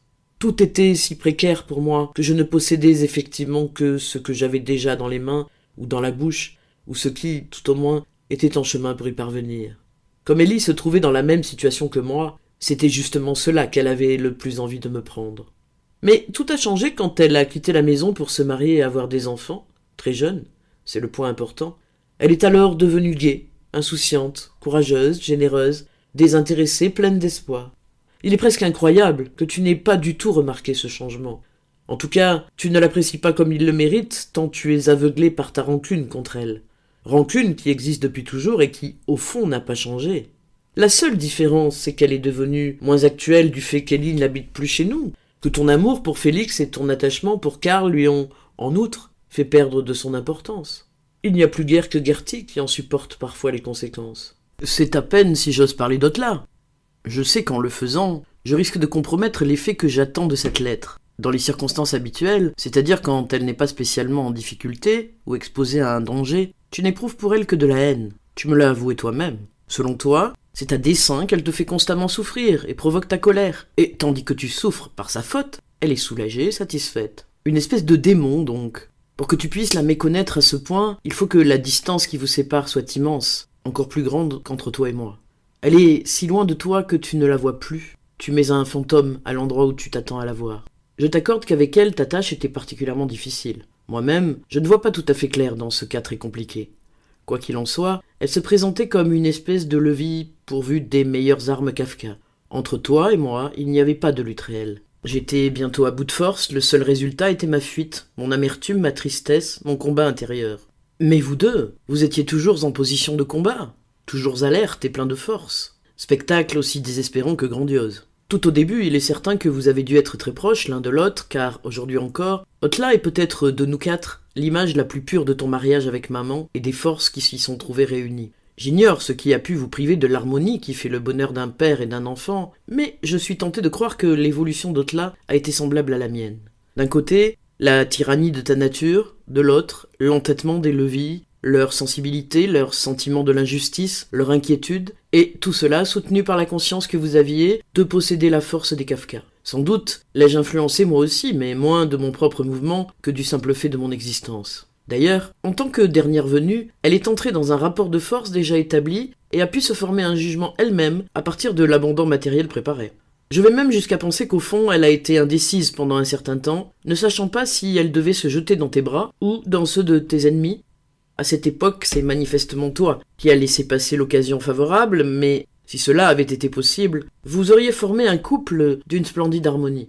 Il est vrai que dans ce cas, j'aurais perdu un allié, mais j'aurais été amplement dédommagé en vous voyant unis, et d'autre part, ayant au moins un enfant te donnant pleine satisfaction, tu aurais éprouvé un immense bonheur qui t'aurait sensiblement changé à mon égard. Il est vrai qu'aujourd'hui, tout cela n'est plus qu'un rêve. Otla a perdu tout contact avec toi, il lui faut chercher son chemin seul, comme moi. Et ce qu'elle a de plus que moi en fait d'assurance, de confiance en soi, de santé et d'absence de scrupules, la rend d'autant plus méchante et plus perfide que moi, à tes yeux. Je le comprends. Vue par toi, elle ne peut être autrement. Elle est d'ailleurs elle-même en état de se voir comme tu la vois, de ressentir ta souffrance et d'en être, sinon désespérée, le désespoir est mon affaire, du moins très triste. En contradiction apparente avec cela, tu nous vois souvent chuchoter et rire ensemble, tu nous entends parfois parler de toi. Tu as alors l'impression que nous sommes des conspirateurs éhontés. Singulier conspirateur. Tu es depuis toujours, bien sûr, le thème principal de nos conversations, comme de nos pensées. Mais si nous nous réunissons, ce n'est vraiment pas pour dire quelque chose contre toi. C'est pour appliquer tous nos efforts, à débattre ensemble dans tous les détails, en l'envisageant sous tous les angles et dans toutes les occasions. En ayant recours aux plaisanteries, au sérieux, à l'amour, à l'obstination, à la colère, à la haine, au dévouement, au sentiment de culpabilité, à débattre de près et de loin, avec toutes les forces de la tête et du cœur, ce terrible procès qui est en suspens entre toi et nous, et dans lequel tu prétends sans cesse être juge, alors que, pour l'essentiel, du moins, ici je laisse la porte ouverte à toutes les erreurs que, naturellement, il peut m'arriver de commettre. Tu y es parti avec autant de faiblesse et d'aveuglement que nous. Un exemple de ton éducation pédagogique, exemple instructif dans le contexte général, est fourni par Irma. D'une part, c'était bien une étrangère. Elle avait atteint l'âge adulte quand elle est venue travailler chez toi. Et elle avait surtout affaire à toi en tant que chef. Elle ne fut donc livrée à ton influence qu'en partie, et à un âge où l'on est déjà capable de résistance. Mais d'autre part, elle était aussi ta proche parente. Elle respectait en toi le frère de son père, et tu avais sur elle bien plus que la simple autorité d'un chef. Et pourtant, si capable qu'elle fût en dépit de sa fragilité, si intelligente, laborieuse, modeste, digne de confiance, désintéressée et fidèle, elle ne s'est pas montrée très bonne employée pour toi. Et cela, bien qu'elle t'aimât comme oncle et t'admirât comme chef, bien qu'elle eût fait ses preuves dans d'autres emplois, tant auparavant que plus tard. En effet, poussée à bout aussi par nous, cela va sans dire, sa position vis-à-vis de toi était presque celle de l'un de tes enfants, et ta nature impérieuse avait sur elle un ascendant si fort qu'elle manifesta, uniquement envers toi d'ailleurs, et je l'espère sans en souffrir aussi profondément que si elle avait été ton propre enfant, une certaine propension aux oublis, à la négligence, à l'humour macabre et même, dans la mesure où elle en était capable, au défi, propension qui, selon moi, ne doit rien au fait qu'elle était de santé délicate, qu'elle n'avait pas une vie très heureuse et portait la charge d'un foyer désolant. Ce que je jugeais riche en application dans tes relations avec elle, tu l'as résumé dans une phrase devenue classique pour nous, une phrase presque sacrilège, mais qui, justement, fournit une bonne preuve en faveur de ton innocence dans ta façon de traiter les gens. La défunte m'a laissé pas mal de cochonneries. Je pourrais décrire encore d'autres sphères où les gens subissaient ton influence tout en luttant contre elle, mais là, déjà, je toucherais à l'incertain, et il me faudrait construire. En outre, tu es depuis toujours d'autant plus aimable, conciliant, poli, plein d'égards, compatissant, j'entends même extérieurement, que tu t'éloignes du magasin et de la maison tout à fait comme un autocrate qui, une fois franchi les frontières de son pays, n'a plus aucune raison de continuer à se montrer tyrannique, et peut, en toute bonhomie, se commettre avec les gens les plus humbles. De fait, sur les photos de groupe prises à Franzensbad, par exemple, tu apparais toujours, au milieu de compagnons petits et maussades, aussi grand, aussi jovial qu'un roi en voyage. De cela, certes, même les enfants auraient pu tirer profit, mais il aurait fallu qu'ils fussent capables de le comprendre dès l'enfance, ce qui était impossible. Et pour ce qui est de moi, par exemple, il n'aurait pas fallu qu'on me permît de loger constamment, ainsi que je l'ai vraiment fait, dans le cercle de ton influence, qui se trouvait être pour ainsi dire le plus intérieur, le plus rigide, le plus propre à m'étrangler. Par là, je n'ai pas seulement perdu le sens de la famille. Ce sens, je l'avais au contraire, encore qu'il fût surtout négatif et dû servir à me détacher de toi intérieurement. Entreprise qui, bien entendu, reste à jamais inachevée. Plus encore, si possible, ce sont mes rapports avec les gens du dehors qui en ont souffert. Tu es absolument dans l'erreur, en croyant que je fais tout pour les autres par amour et par loyauté, tandis que je ne fais rien pour toi, ni pour la famille, du fait de mon indifférence et de ma perfidie. Je te le répète pour la 10e fois. Il est probable que je serais devenu un être sauvage et timide, même sans cela. Mais pour aller de ce point à celui où je suis réellement parvenu, il y a encore un long chemin sombre à parcourir. Jusqu'ici, j'ai passé relativement peu de choses sous silence dans cette lettre. Mais maintenant, et plus tard, il me faudra taire ce que, devant toi et devant moi, il m'est encore trop difficile d'avouer. Je dis cela afin que tu n'attribues pas à l'absence de preuves le flou qui pourrait, çà et là, troubler l'image d'ensemble. Des preuves, il en existe au contraire qui pourraient donner à l'image une crudité insupportable. Ici, il est difficile de trouver un moyen terme. Il me suffit d'ailleurs de rappeler des choses révolues. Par ta faute, j'avais perdu toute confiance en moi. J'avais gagné en échange un infini sentiment de culpabilité. En souvenir de cette infinité, j'ai écrit fort justement un jour au sujet de quelqu'un « Il craint que la honte ne lui survive ». Je ne pouvais pas me transformer subitement quand je rencontrais d'autres personnes. En face d'elles, j'étais pris d'un sentiment de culpabilité plus profond encore, puisque, ainsi que je l'ai déjà dit, je me devais de réparer envers elles les torts que tu leur avais causés au magasin et dont j'étais en partie responsable. En outre, tu avais quelque chose à reprocher, que le reproche fût exprimé ouvertement ou tenu secret, à toute personne avec laquelle j'étais lié. J'étais donc encore obligé de lui en demander pardon. La méfiance que tu cherchais à m'inculquer, tant au magasin qu'à la maison contre la plupart des gens, nomme-moi une seule personne ayant eu quelque importance pour moi dans mon enfance que tu n'aurais pas, au moins une fois, critiqué jusqu'à la réduire à néant. Et qui, chose remarquable, ne te pesait pas le moins du monde. Tu étais bien assez fort pour la supporter. Du reste, ce n'était peut-être rien d'autre pour toi que l'emblème du despote. Cette méfiance qui, à mes yeux de petit garçon, ne se trouvait confirmée nulle part, puisque je ne voyais partout que des êtres parfaits et inaccessibles, s'est transformée en défiance de moi-même et en peur perpétuelle des autres. Ce n'était donc assurément pas dans mes relations avec autrui que je pouvais me délivrer de toi en général. Si tu t'y es trompé, c'est peut-être parce qu'en réalité tu ignorais tout de mes fréquentations, et que, dans ta méfiance et ta jalousie, ai-je donc nié que tu m'aimes, tu supposais que je devais me dédommager ailleurs de ce que je perdais dans ma vie familiale, puisqu'il était impossible que j'eusse la même vie au dehors. À cet égard, du reste, c'est justement étant enfant que je puisais une espèce de consolation dans ma défiance de moi-même. Je me disais, tu dois exagérer, tu fais ce que fait toujours la jeunesse, tu ressens par trop la moindre vétie, comme si c'était une grandiose exception. Mais cette consolation, je l'ai presque perdue plus tard, quand mes vues sur le monde se sont élargies. Je me suis tout aussi peu délivré de toi dans le judaïsme. Là, pourtant, la délivrance eût été concevable en soi. Plus même, il eût été concevable que nous nous fussions retrouvés tous deux dans le judaïsme, ou même que nous en fussions sortis unis. Mais que m'as-tu transmis en fait de judaïsme ? Au long des années, il m'a inspiré à peu près 3 attitudes. Enfant, j'étais d'accord avec toi pour me reprocher de ne pas aller assez souvent à la synagogue, de ne pas jeûner, etc. Par là, ce n'était pas à moi, mais à toi que je croyais faire tort. J'étais envahi par la conscience de ma faute qui, de toute façon, était toujours prête à surgir. Plus tard, adolescent, je ne comprenais pas que toi, avec le fantôme de judaïsme dont tu disposais, tu pusses me reprocher de ne pas faire d'efforts. J'aurais dû en faire, ne serait-ce que par respect, disais-tu, pour développer quelque chose de tout aussi fantomatique. Car, pour ce que je pouvais en voir, c'était vraiment une bagatelle, une plaisanterie. Pas même une plaisanterie. Tu allais au temple environ 4 fois par an. Tu y étais, à tout le moins, plus proche des indifférents que des convaincus. Tu t'acquittais patiemment de la prière comme on accomplit une formalité. Et tu m'as bien souvent rempli de stupéfaction en me montrant dans ton livre le passage qu'on était en train de lire. Pour le reste, Une fois que j'étais à l'intérieur, c'était là le principal, je pouvais me fourrer où bon me semblait. Je passais donc à bâiller, à rêvasser ces heures interminables. Je ne me suis autant ennuyé, je crois, que plus tard, pendant les leçons de danse. Et j'essayais de tirer le plus de plaisir possible des quelques petites diversions qui s'offraient, comme l'ouverture de l'Arche d'Alliance, laquelle me rappelait toujours ces baraques de tir à la foire où l'on voyait également une boîte s'ouvrir quand on faisait mouche. Sauf que c'était toujours quelque chose d'amusant qui sortait. Alors qu'ici, ce n'était jamais que les mêmes vieilles poupées sans tête. Du reste, j'y ai bien souvent aussi connu la peur. Et non seulement, comme on pouvait s'y attendre à cause du grand nombre de gens avec lesquels on entrait en contact, mais parce que tu avais dit un jour en passant que je pourrais, moi aussi, être appelé à la Torah. J'en ai tremblé de peur pendant des années. Mais à part cela, rien ne venait troubler sérieusement mon ennui, si ce n'est la bar mitzvah, qui, ne demandant qu'un ridicule effort de mémoire, n'aboutissait qu'à un ridicule succès d'examen ou encore les petits événements sans importance qui te concernaient.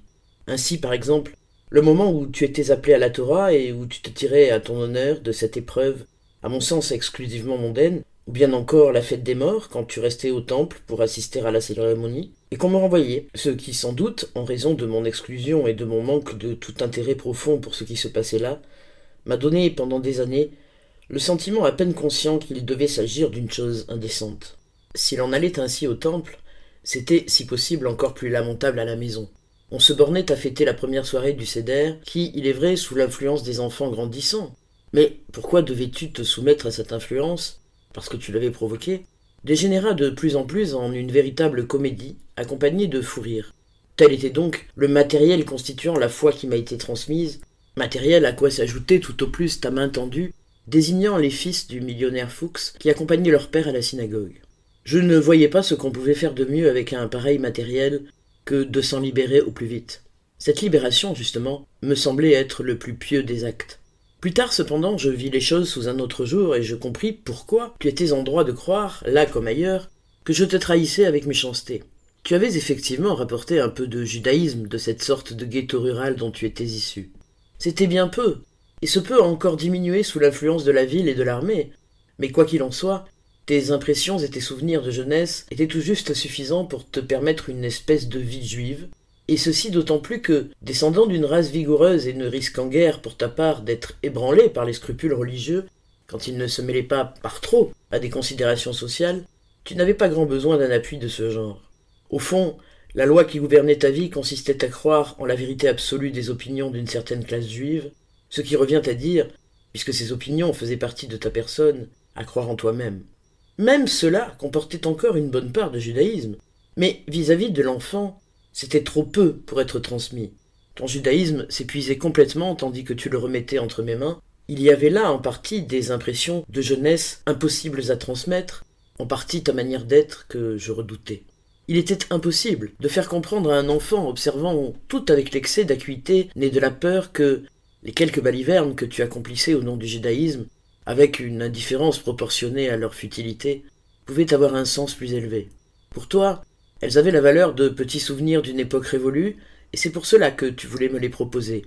Mais, comme tu ne croyais pas toi-même à leur valeur propre, tu ne pouvais le faire que par la persuasion ou la menace. D'une part, cela ne pouvait mener à rien, et d'autre part, comme tu n'avais pas la moindre idée de la faiblesse de ta position, cela devait nécessairement t'exaspérer contre moi, si obstiné en apparence. Mais tout ceci n'est pas un phénomène isolé. La situation était à peu près la même pour une grande partie de cette génération juive qui se trouvait à un stade de transition du fait qu'elle avait quitté la campagne, où l'on était encore relativement pieux, pour aller s'établir dans les villes. La transition se fit toute seule, mais elle mit dans nos rapports, qui ne manquaient certes pas d'arêtes tranchantes, une acuité supplémentaire passablement douloureuse. Pour te défendre, tu peux évidemment te croire innocent sur ce point, comme sur les autres, ainsi que je le fais moi-même.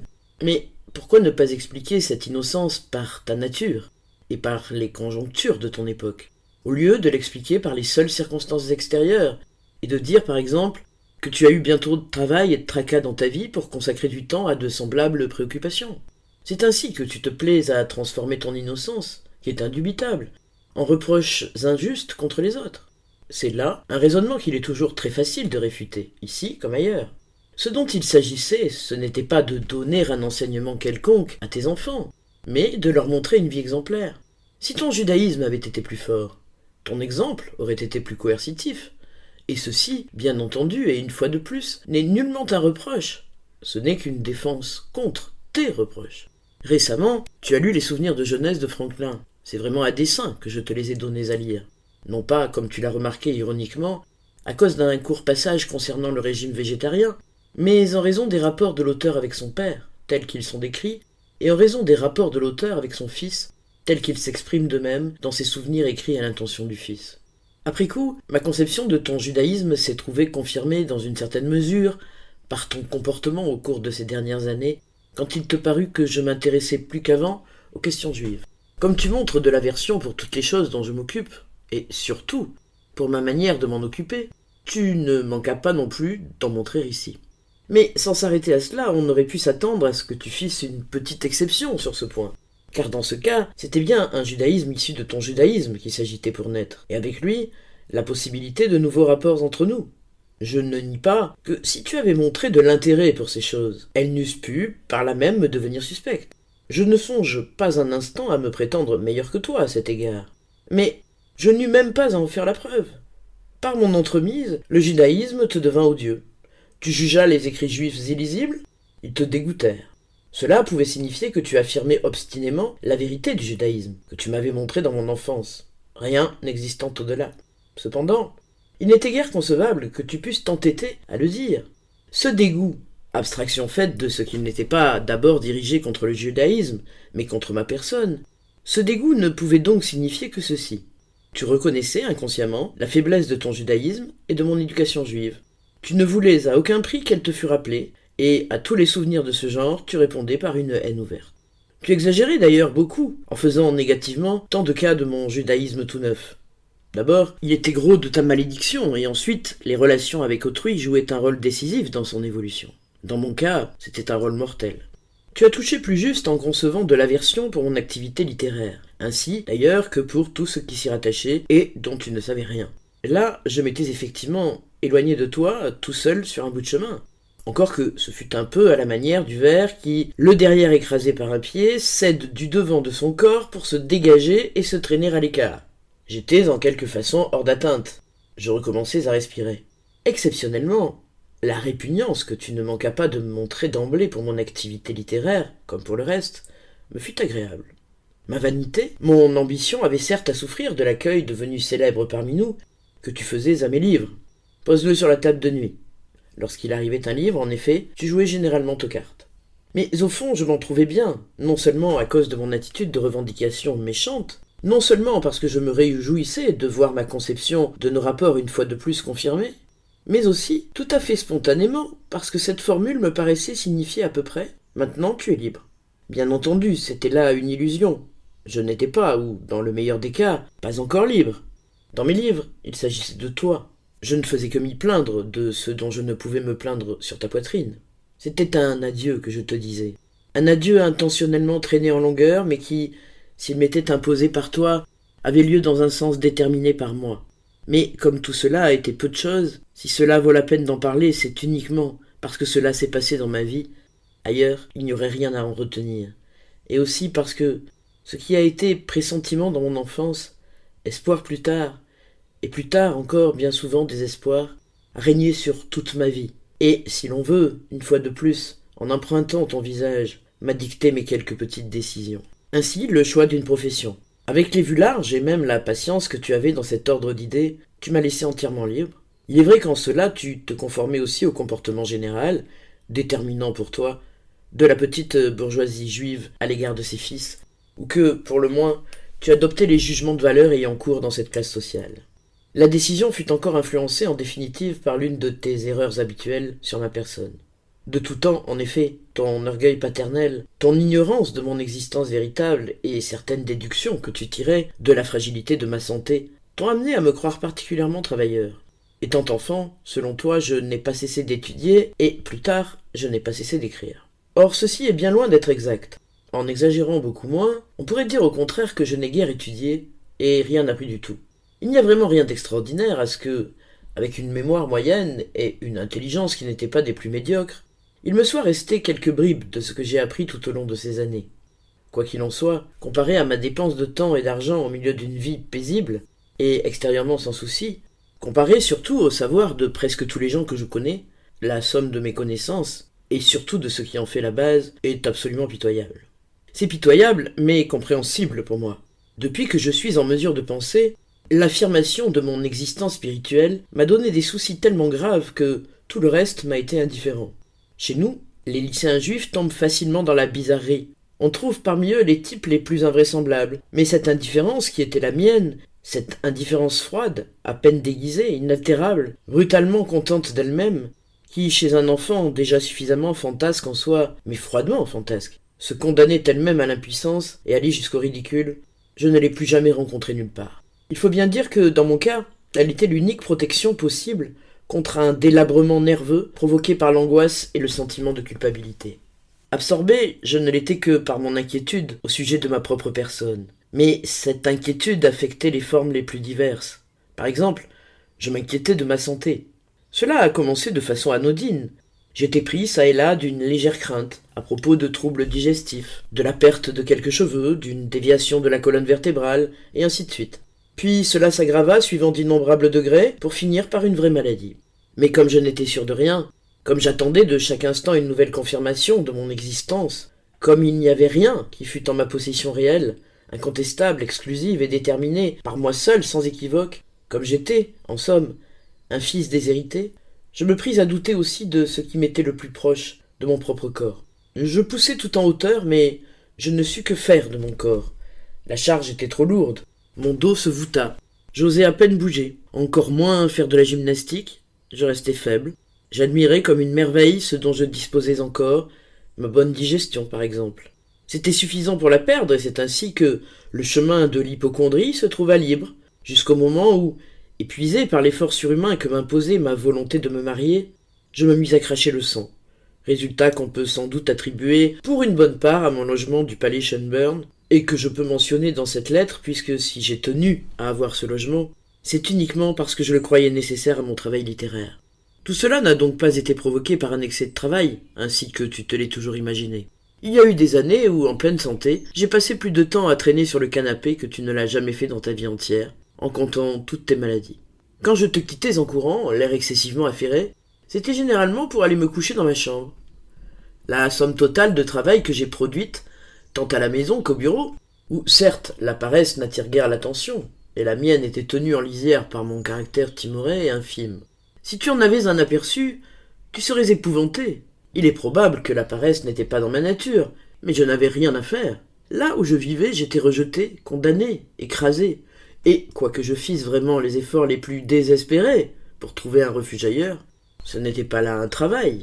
Il s'agissait d'une tâche impossible qui, à quelques petites exceptions près, n'était pas à la mesure de mes forces. C'est donc dans cet état que je fus laissé libre de choisir une profession. Mais avais-je encore l'usage d'une pareille liberté? Avais-je donc encore assez de confiance en moi pour accéder à une profession véritable? Mon appréciation de moi-même était beaucoup plus dépendante de toi que de n'importe quoi d'autre, d'un succès extérieur par exemple. Le succès n'était que le réconfort d'un instant, rien de plus. Mais de l'autre côté, ton poids m'entraînait de plus en plus lourdement. Jamais, pensais-je, je ne passerai l'examen de première classe à l'école communale. Mais je le passai, j'avais même un prix. Dans ce cas, je serais certainement refusé à l'examen d'entrée du lycée, mais j'étais reçu. Maintenant, j'étais sûr d'échouer en première du lycée. Mais je n'échouais pas et je continuais à monter de classe. Cependant, je n'en tirais aucune raison d'espoir, au contraire. J'étais toujours convaincu, et le désaveu que je lisais sur ton visage m'en fournissait bel et bien la preuve, que plus j'avais de succès, et plus l'issue serait finalement désastreuse. Je voyais souvent en pensée la terrible assemblée des professeurs. Le lycée n'est ici que l'exemple le plus conforme à l'ensemble, mais tout se passait de façon analogue autour de moi, qui, lorsque j'aurais passé avec succès l'examen de première, puis de seconde, se réuniraient en seconde, puis en troisième, etc., pour examiner ce cas unique et révoltant, et découvrir comment j'avais pu, moi, le plus incapable, et en tout cas le plus ignorant de tous, arriver sournoisement jusqu'à une pareille hauteur, jusqu'à cette classe qui, maintenant que l'attention générale était attirée sur moi, allait naturellement me vomir aussitôt, au milieu de l'allégresse de tous les justes délivrés de ce cauchemar. Il n'est pas facile pour un enfant de vivre avec de pareilles idées. Dans ces conditions, que m'importait l'enseignement? L'enseignement, et non seulement l'enseignement, mais tout ce qu'il y avait autour de moi à cet âge décisif, m'intéressait à peu près autant que les petites transactions courantes qu'il a encore à effectuer en qualité d'employé de banque peuvent intéresser un fraudeur qui est encore en place et tremble d'être découvert. Tout était si petit, si lointain à côté de l'essentiel. Cela continua jusqu'à l'examen de maturité que, cette fois, je passai vraiment en partie en fraude, puis ce fut la fin. Maintenant j'étais libre. Si, en dépit de la contrainte du lycée, je ne m'étais jamais soucié que de moi, qu'allait-ce être maintenant que j'étais libre? Il ne pouvait donc y avoir aucune liberté véritable pour moi dans le choix d'une profession. Je me disais, en face de l'essentiel, tout me sera aussi indifférent que les matières étudiées au lycée. Il s'agit donc de trouver la profession qui, sans blesser par trop mon amour-propre, autorisera le mieux mon indifférence.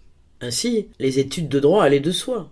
De petits essais contraires suggérés par la vanité et un espoir absurde, tels que des études de chimie qui ont duré 15 jours et des études d'allemand qui ont duré 6 mois, ne firent que me fortifier dans ma conviction de principe. Je fis donc des études de droit. C'est-à-dire que, m'épuisant sérieusement les nerfs pendant les quelques mois qui précédaient les examens, je me suis nourri spirituellement d'une sciure de bois que, pour comble, des milliers de bouches avaient déjà mâché pour moi. Mais en un sens, c'était justement cela qui était de mon goût, comme auparavant au lycée et plus tard au bureau, car tout cela était parfaitement conforme à ma situation. Sur ce point, en tout cas, j'ai montré une étonnante faculté de prévision. Dès l'enfance, j'ai eu des pressentiments assez clairs touchant mes études et ma profession. Je n'attendais pas le salut de ce côté-là. J'avais renoncé depuis longtemps à le trouver par cette voie. En revanche, je n'ai montré aucune espèce de clairvoyance en ce qui concerne le mariage, son importance et sa possibilité pour moi. Ce qui est jusqu'ici le plus grand effroi de ma vie s'est emparé de moi presque à l'improviste. L'enfant avait eu un développement si lent qu'au dehors il resta tout à fait à l'écart de ces sortes de préoccupations. De temps à autre, la nécessité d'y penser s'imposait, mais rien ne pouvait laisser prévoir qu'elle lui préparait une épreuve constante et décisive, la plus inexorable de toutes. En fait, pourtant, mes tentatives de mariage ont donné naissance à la plus grandiose, à la plus prometteuse des tentatives de libération. Il est vrai qu'ensuite, le grandiose de l'échec a été à la mesure de l'effort. Comme j'échoue dans tout ce qui touche à ce domaine, je crains de ne pas réussir non plus à t'expliquer mes tentatives de mariage.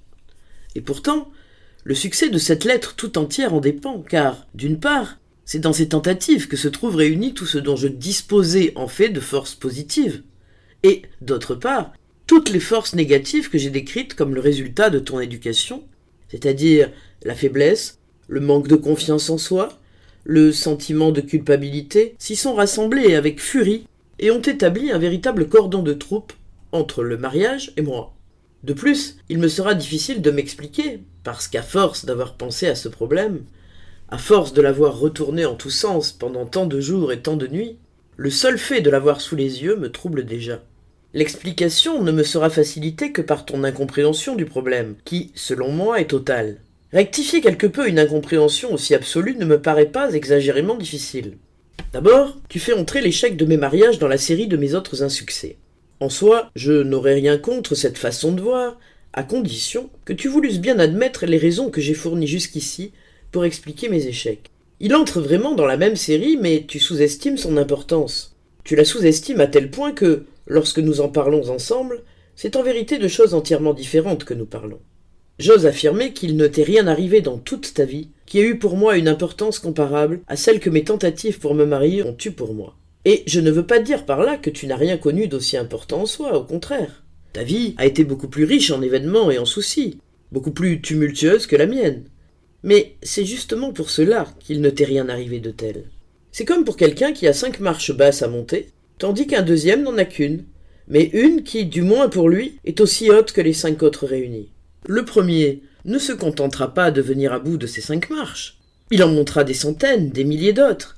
Il aura mené une vie pleine et fatigante, mais aucune des marches qu'il a gravies n'aura eu pour lui autant d'importance que n'en a pour le second cette unique marche, la plus haute, celle qu'il ne pourrait pas monter quand il y mettrait toutes ses forces, celle qu'il ne peut pas atteindre et que, bien entendu, il ne peut pas non plus dépasser. Se marier, fonder une famille, accepter tous les enfants qui naissent, les faire vivre dans ce monde incertain, et même, si possible, les guider un peu, c'est là, j'en suis persuadé, l'extrême degré de ce qu'un homme peut atteindre. Que tant de gens y parviennent si facilement en apparence n'est pas une preuve du contraire. D'abord, il n'y en a pas tellement qui y réussissent vraiment, et ensuite, ce petit nombre ne fait généralement rien, mais subit quelque chose. Il va sans dire que ce n'est pas là ce degré extrême dont je parle. Mais cela reste très grand et très respectable. D'autant plus qu'il n'est pas possible de distinguer nettement entre faire et subir. Et, en définitive, il ne s'agit même pas de ce degré extrême, il ne s'agit que de quelque approximation lointaine mais honnête. Il n'est vraiment pas nécessaire de prendre son vol pour arriver au beau milieu du soleil, mais il importe de ramper sur terre, jusqu'à ce que l'on y trouve une petite place propre où le soleil luit parfois, et où il est possible de se réchauffer un peu. Comment étais-je préparé à cela? Aussi mal que possible. Ce qui précède suffit à te le montrer. Cependant, si tant est qu'il existe pour cela une préparation directe de l'individu, et une création directe des conditions générales de départ, tu n'es pas beaucoup intervenu de l'extérieur. Il ne peut d'ailleurs pas en être autrement. Ce qui décide en l'occurrence, c'est la morale sexuelle propre à une classe sociale, à un pays, à une époque donnée. Quoi qu'il en soit, tu es intervenu là aussi, peu, certes, car une intervention de ce genre suppose une solide confiance réciproque, et nous en manquions depuis toujours au moment décisif, ce qui n'était guère heureux, parce que nos exigences étaient entièrement différentes. Ce qui m'empoigne doit nécessairement te laisser froid et inversement. Ce que tu juges innocent peut me paraître coupable et inversement. Ce qui, dans ta vie, reste sans conséquence, peut devenir le couvercle de mon cercueil. Je me rappelle un soir où j'ai fait une promenade avec toi et maman. C'était sur la Josephplatz, près de l'endroit où se trouve aujourd'hui la Landerbank. Je commençais à parler des choses intéressantes.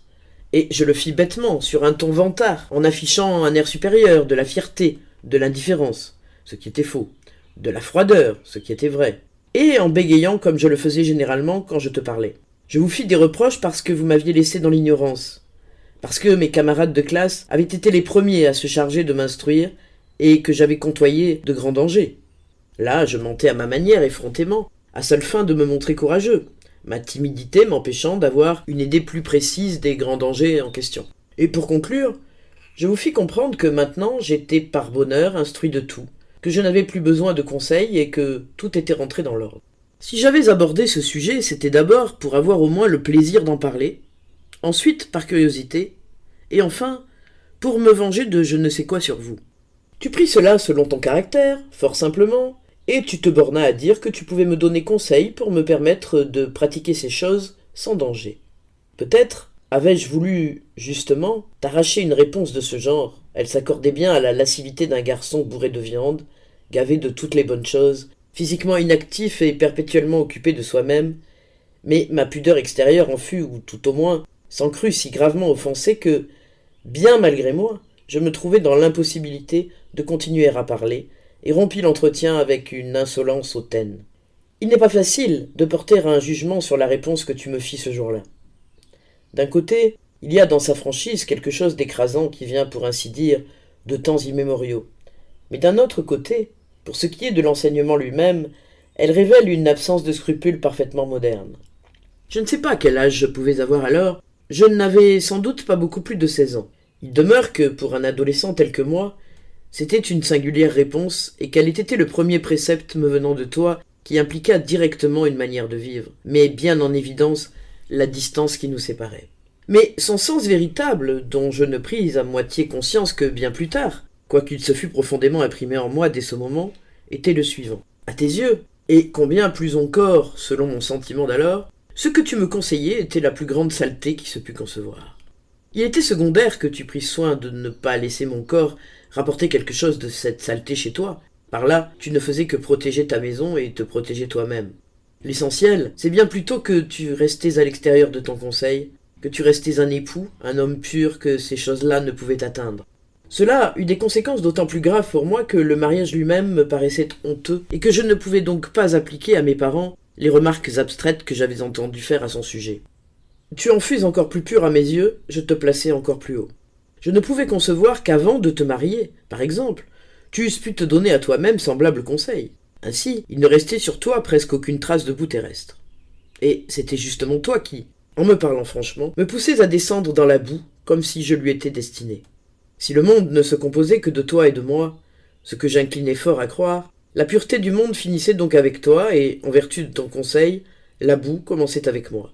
Cette condamnation était en soi vraiment incompréhensible, je ne pouvais me l'expliquer que par une faute ancienne et par le plus profond mépris de ta part. Par là, j'étais une fois de plus touché, et très durement, au centre le plus intime de mon être.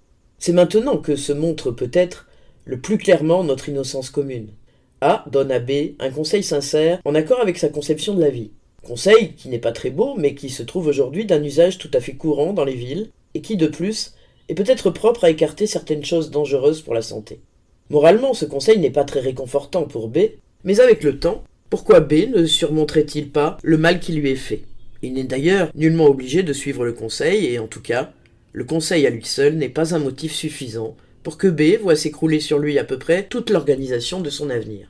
C'est pourtant quelque chose de ce genre qui se produit, mais pour cette unique raison, justement, que tu es A, et que je suis B. Ce qui me donne encore un bon aperçu de notre innocence réciproque, c'est le heurt qui s'est produit entre nous quelques 20 ans plus tard, dans des circonstances tout à fait différentes, et qui, s'il était atroce en tant que fait, comportait néanmoins infiniment moins de danger. Y avait-il en effet dans l'homme de 36 ans que j'étais alors quelque chose qui pût être encore endommagé? Je pense ici au petit discours que tu m'as tenu un jour, à l'époque des journées mouvementées qui ont suivi l'annonce de mon dernier projet de mariage. Tu m'as dit, à peu près. Je suppose qu'elle a mis quelques corsages choisis avec recherche, comme les juifs de Prague s'entendent à le faire, et là-dessus, naturellement, tu as décidé de l'épouser. Et ceci le plus vite possible, dans une semaine, demain, aujourd'hui. Je ne te comprends pas. Tu es un homme adulte, tu vis dans une ville, et tu ne trouves pas d'autre solution que d'épouser sur le champ la première femme venue. N'y a-t-il vraiment pas d'autre possibilité? Si tu as peur de le faire toi-même, j'irai la voir avec toi. Tu as dit cela en développant davantage et plus clairement, mais je ne me rappelle plus les détails. Peut-être avais-je aussi un peu de brouillard devant les yeux.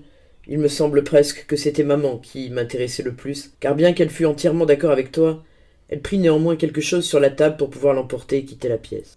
Il ne t'est guère arrivé de m'humilier plus profondément par tes paroles. Tu ne m'as jamais montré ton mépris plus clairement. Quand tu me tenais le même langage, 20 ans auparavant, on aurait même pu voir un peu de respect dans tes yeux pour ce garçon, précocement mûri, que tu jugeais déjà capable d'être introduit sans plus de détours dans la vie. Aujourd'hui, un pareil respect ne pourrait qu'aggraver le mépris, car l'adolescent s'est trouvé arrêté dans son élan. Il ne te paraît pas plus riche d'une seule expérience, mais de 20 ans, plus pitoyable. Le choix que je faisais d'une jeune fille n'avait aucun sens pour toi. Tu avais toujours comprimé ma faculté de décision, inconsciemment, et tu croyais maintenant, inconsciemment, savoir ce qu'elle valait. Tu ignorais tout de la libération que je tentais d'accomplir par d'autres voies. Tu devais donc nécessairement ignorer le cours des idées qui m'avaient conduite à ce mariage. Il te fallait essayer de les deviner et, conformément au jugement d'ensemble que tu portais sur moi, tu devinais dans le sens le plus ignoble, le plus grossier et le plus ridicule. Et tu n'hésitais pas un seul instant à me le dire dans le langage correspondant. La honte que tu m'infligeais ainsi n'était rien pour toi en comparaison de celle que j'aurais infligée à ton nom en contractant ce mariage.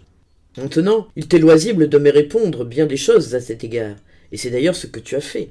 Tu ne pouvais guère respecter ma décision alors que j'ai rompu par 2 fois mes fiançailles avec F et renoué 2 fois, alors que je vous ai, maman et toi, inutilement traînés à Berlin pour les fiançailles, et ainsi de suite. Tout cela est vrai, mais comment en suis-je arrivé là? Le principe de mes 2 projets de mariage était tout à fait correct.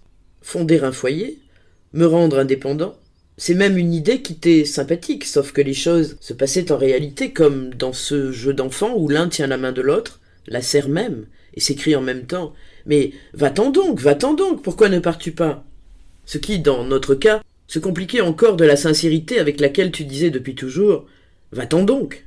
Puisque, depuis toujours, c'est uniquement en vertu de ta nature que tu me tiens, ou plus exactement, que tu me maintiens en ton pouvoir. Mon choix des 2 jeunes filles a été le fait du hasard, mais s'est trouvé extraordinairement juste. Que tu puisses me croire capable, moi, l'être anxieux, hésitant, soupçonneux, de me décider d'un seul coup à me marier parce que j'ai été ravi par un corsage, est encore un signe de ta totale incompréhension. Ces 2 mariages seraient devenus bien plus des mariages de raison, pour autant que cette expression implique que j'ai consacré toute ma faculté de penser à en former le projet, jour et nuit. Première fois pendant des années, la seconde fois pendant des mois. Ni l'une ni l'autre des jeunes filles ne m'a déçu. Je les ai déçues toutes les 2. Mon jugement sur elles est exactement le même qu'à l'époque où je voulais les épouser. Ce n'est pas non plus qu'en faisant ma seconde tentative, j'ai négligé les expériences de la première, que j'ai donc agi avec légèreté. Les 2 cas étaient entièrement différents. Dans le deuxième, bien plus riche en perspectives d'ailleurs, c'était justement l'expérience du passé qui pouvait me donner de l'espoir. Mais je ne veux pas rappeler les détails ici. S'il en est ainsi, pourquoi ne me suis-je pas marié? Là, comme partout, il y avait des obstacles particuliers, mais la vie consiste précisément à savoir les accepter. L'obstacle essentiel, malheureusement indépendant de chaque cas isolé, c'est que je suis, de toute évidence, spirituellement inapte au mariage. Cela se traduit par le fait qu'à l'instant même où je décide de me marier, Je ne peux plus dormir. J'ai la tête en feu jour et nuit. Ce n'est plus une vie. Je suis désespérément ballotté de tous côtés. Ce ne sont pas, à proprement parler, les soucis qui provoquent cet état, bien que, répondant à mon humeur sombre et à ma méticulosité, d'innombrables soucis ne laissent pas non plus de s'y glisser. Mais ils ne constituent pas l'élément décisif. Ils ne font que parfaire l'ouvrage comme les vers sur le cadavre. Le coup définitif m'est porté par autre chose. Et c'est l'oppression générale qui naît de mon angoisse, de ma faiblesse, de mon mépris de moi-même. Je vais essayer de serrer l'explication de plus près.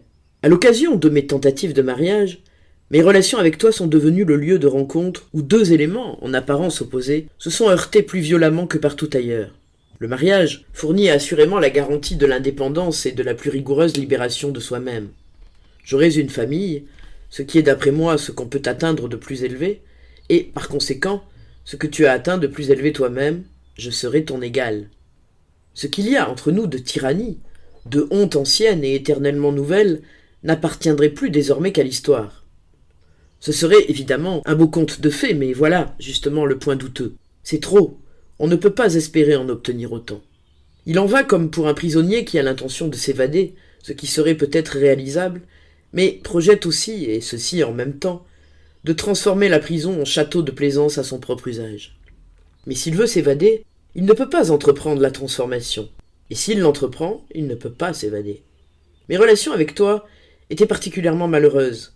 Je ne puis conquérir mon indépendance que par un acte ayant le moins de rapport possible avec toi.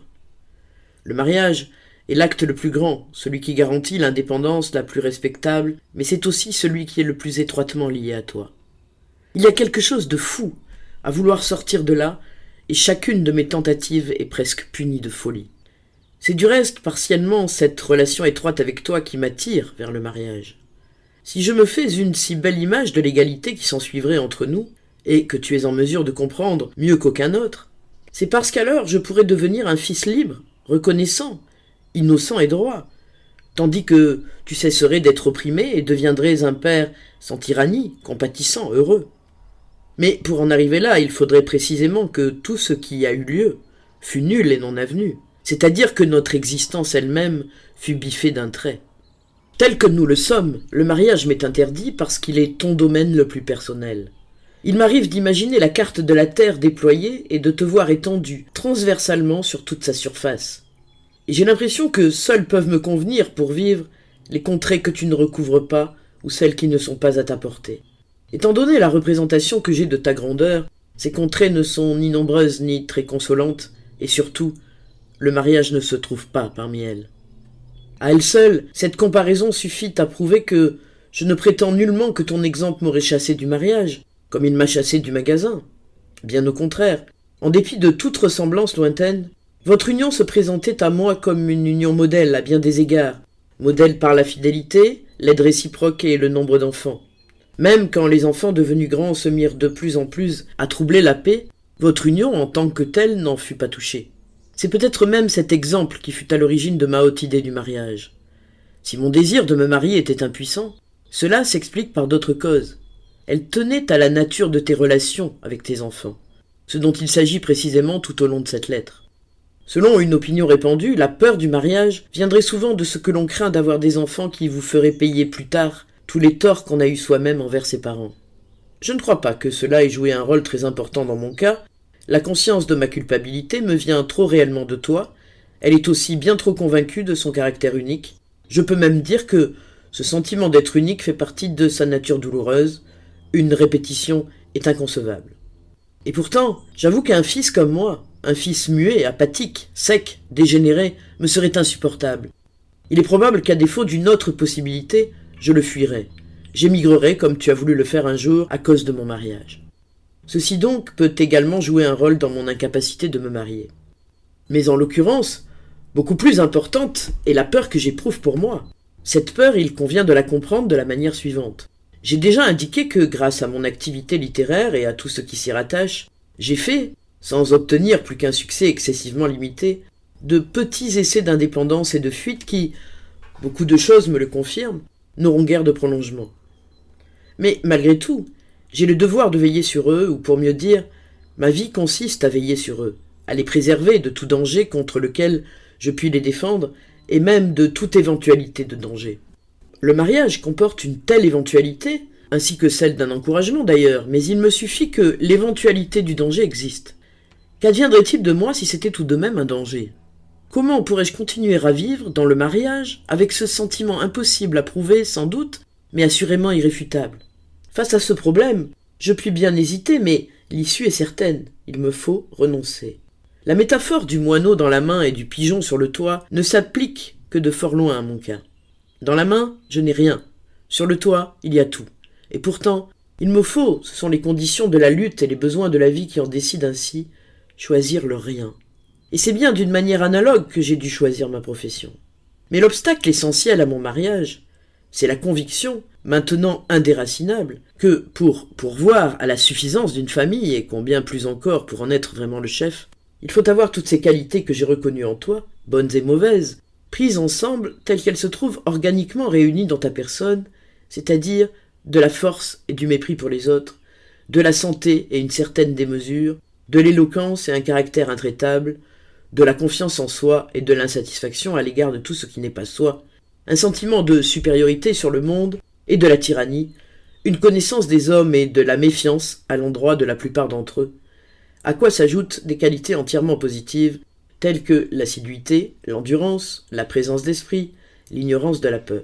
Par comparaison, je n'avais presque rien, ou que fort peu de tout cela. Et c'est avec ce peu que j'aurais osé me marier, moi, alors que je te voyais, toi, lutter durement dans le mariage et même faire faillite en ce qui concernait tes enfants. Cette question, il va sans dire que je ne me la posais pas plus expressément que je n'y répondais.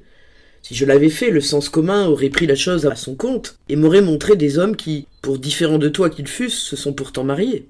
L'oncle Richard, pour n'en citer qu'un dans ton entourage. Et dont le moins qu'on puisse dire, c'est que le mariage ne les a pas écrasés, ce qui est déjà beaucoup et m'aurait amplement suffi. Mais cette question, justement, je ne la posais pas. Je l'avais vécue dès mon enfance. Je n'avais pas attendu le mariage pour me mettre à l'épreuve. Je l'avais fait à propos de n'importe quelle bagatelle.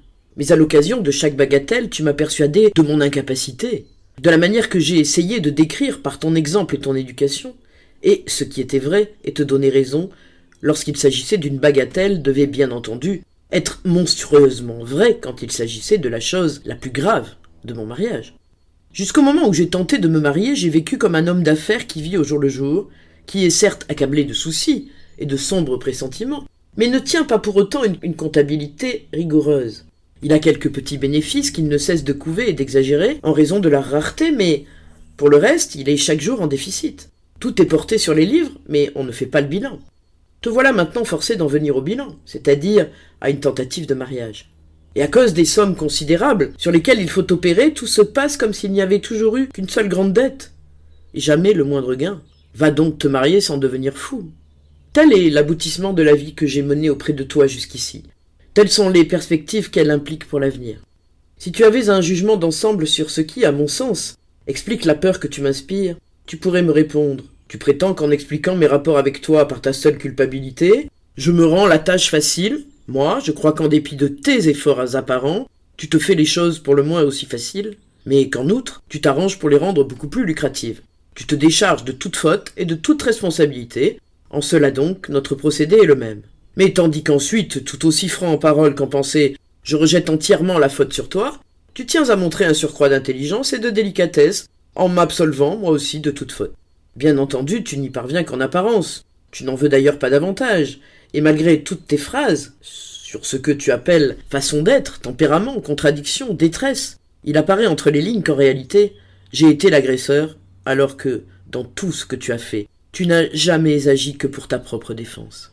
Parvenu à ce point, tu aurais donc, grâce à ta duplicité, obtenu un assez beau résultat puisque tu as démontré 3 choses. Premièrement, que tu es innocent. Deuxièmement, que je suis coupable. Et troisièmement, que, par pure générosité, tu es prêt non seulement à me pardonner, mais encore, ce qui est à la fois plus et moins, à prouver et à croire toi-même, à l'encontre de la vérité d'ailleurs, que je suis également innocent. Cela pourrait te suffire, mais cela ne te suffit pas encore. C'est qu'en effet, tu t'es mis en tête de vivre entièrement et absolument à mes dépens. Je t'accorde que nous luttons l'un contre l'autre, mais il y a 2 sortes de combats.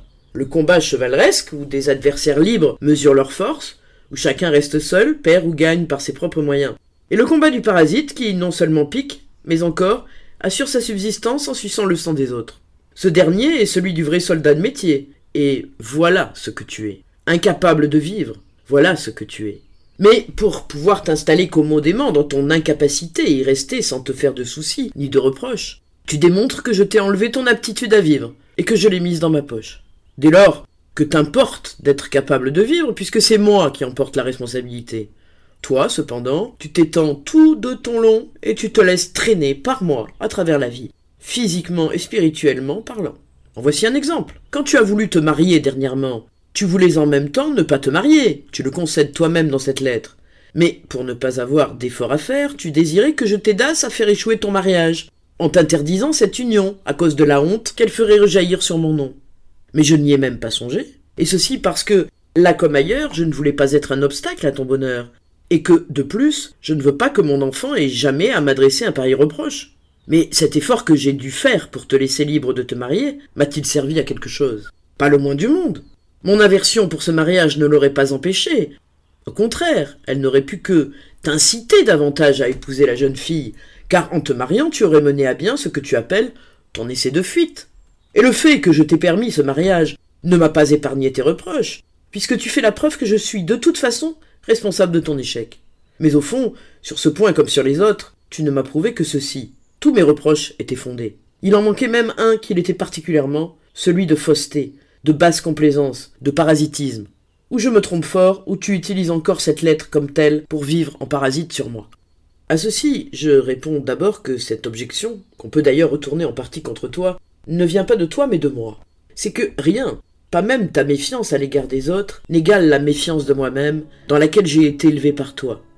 Je ne dis pas que cette objection, laquelle en soi apporte encore des éléments nouveaux à la définition de nos rapports, soit dénuée de tout fondement.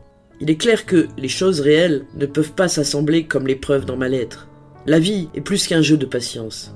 Mais avec le correctif apporté par l'objection, correctif que je ne peux ni ne veux exposer en détail, il me semble qu'on arrive malgré tout à un résultat approchant d'assez près la vérité pour nous apaiser un peu et nous rendre à tous les deux la vie et la mort plus faciles. Franz.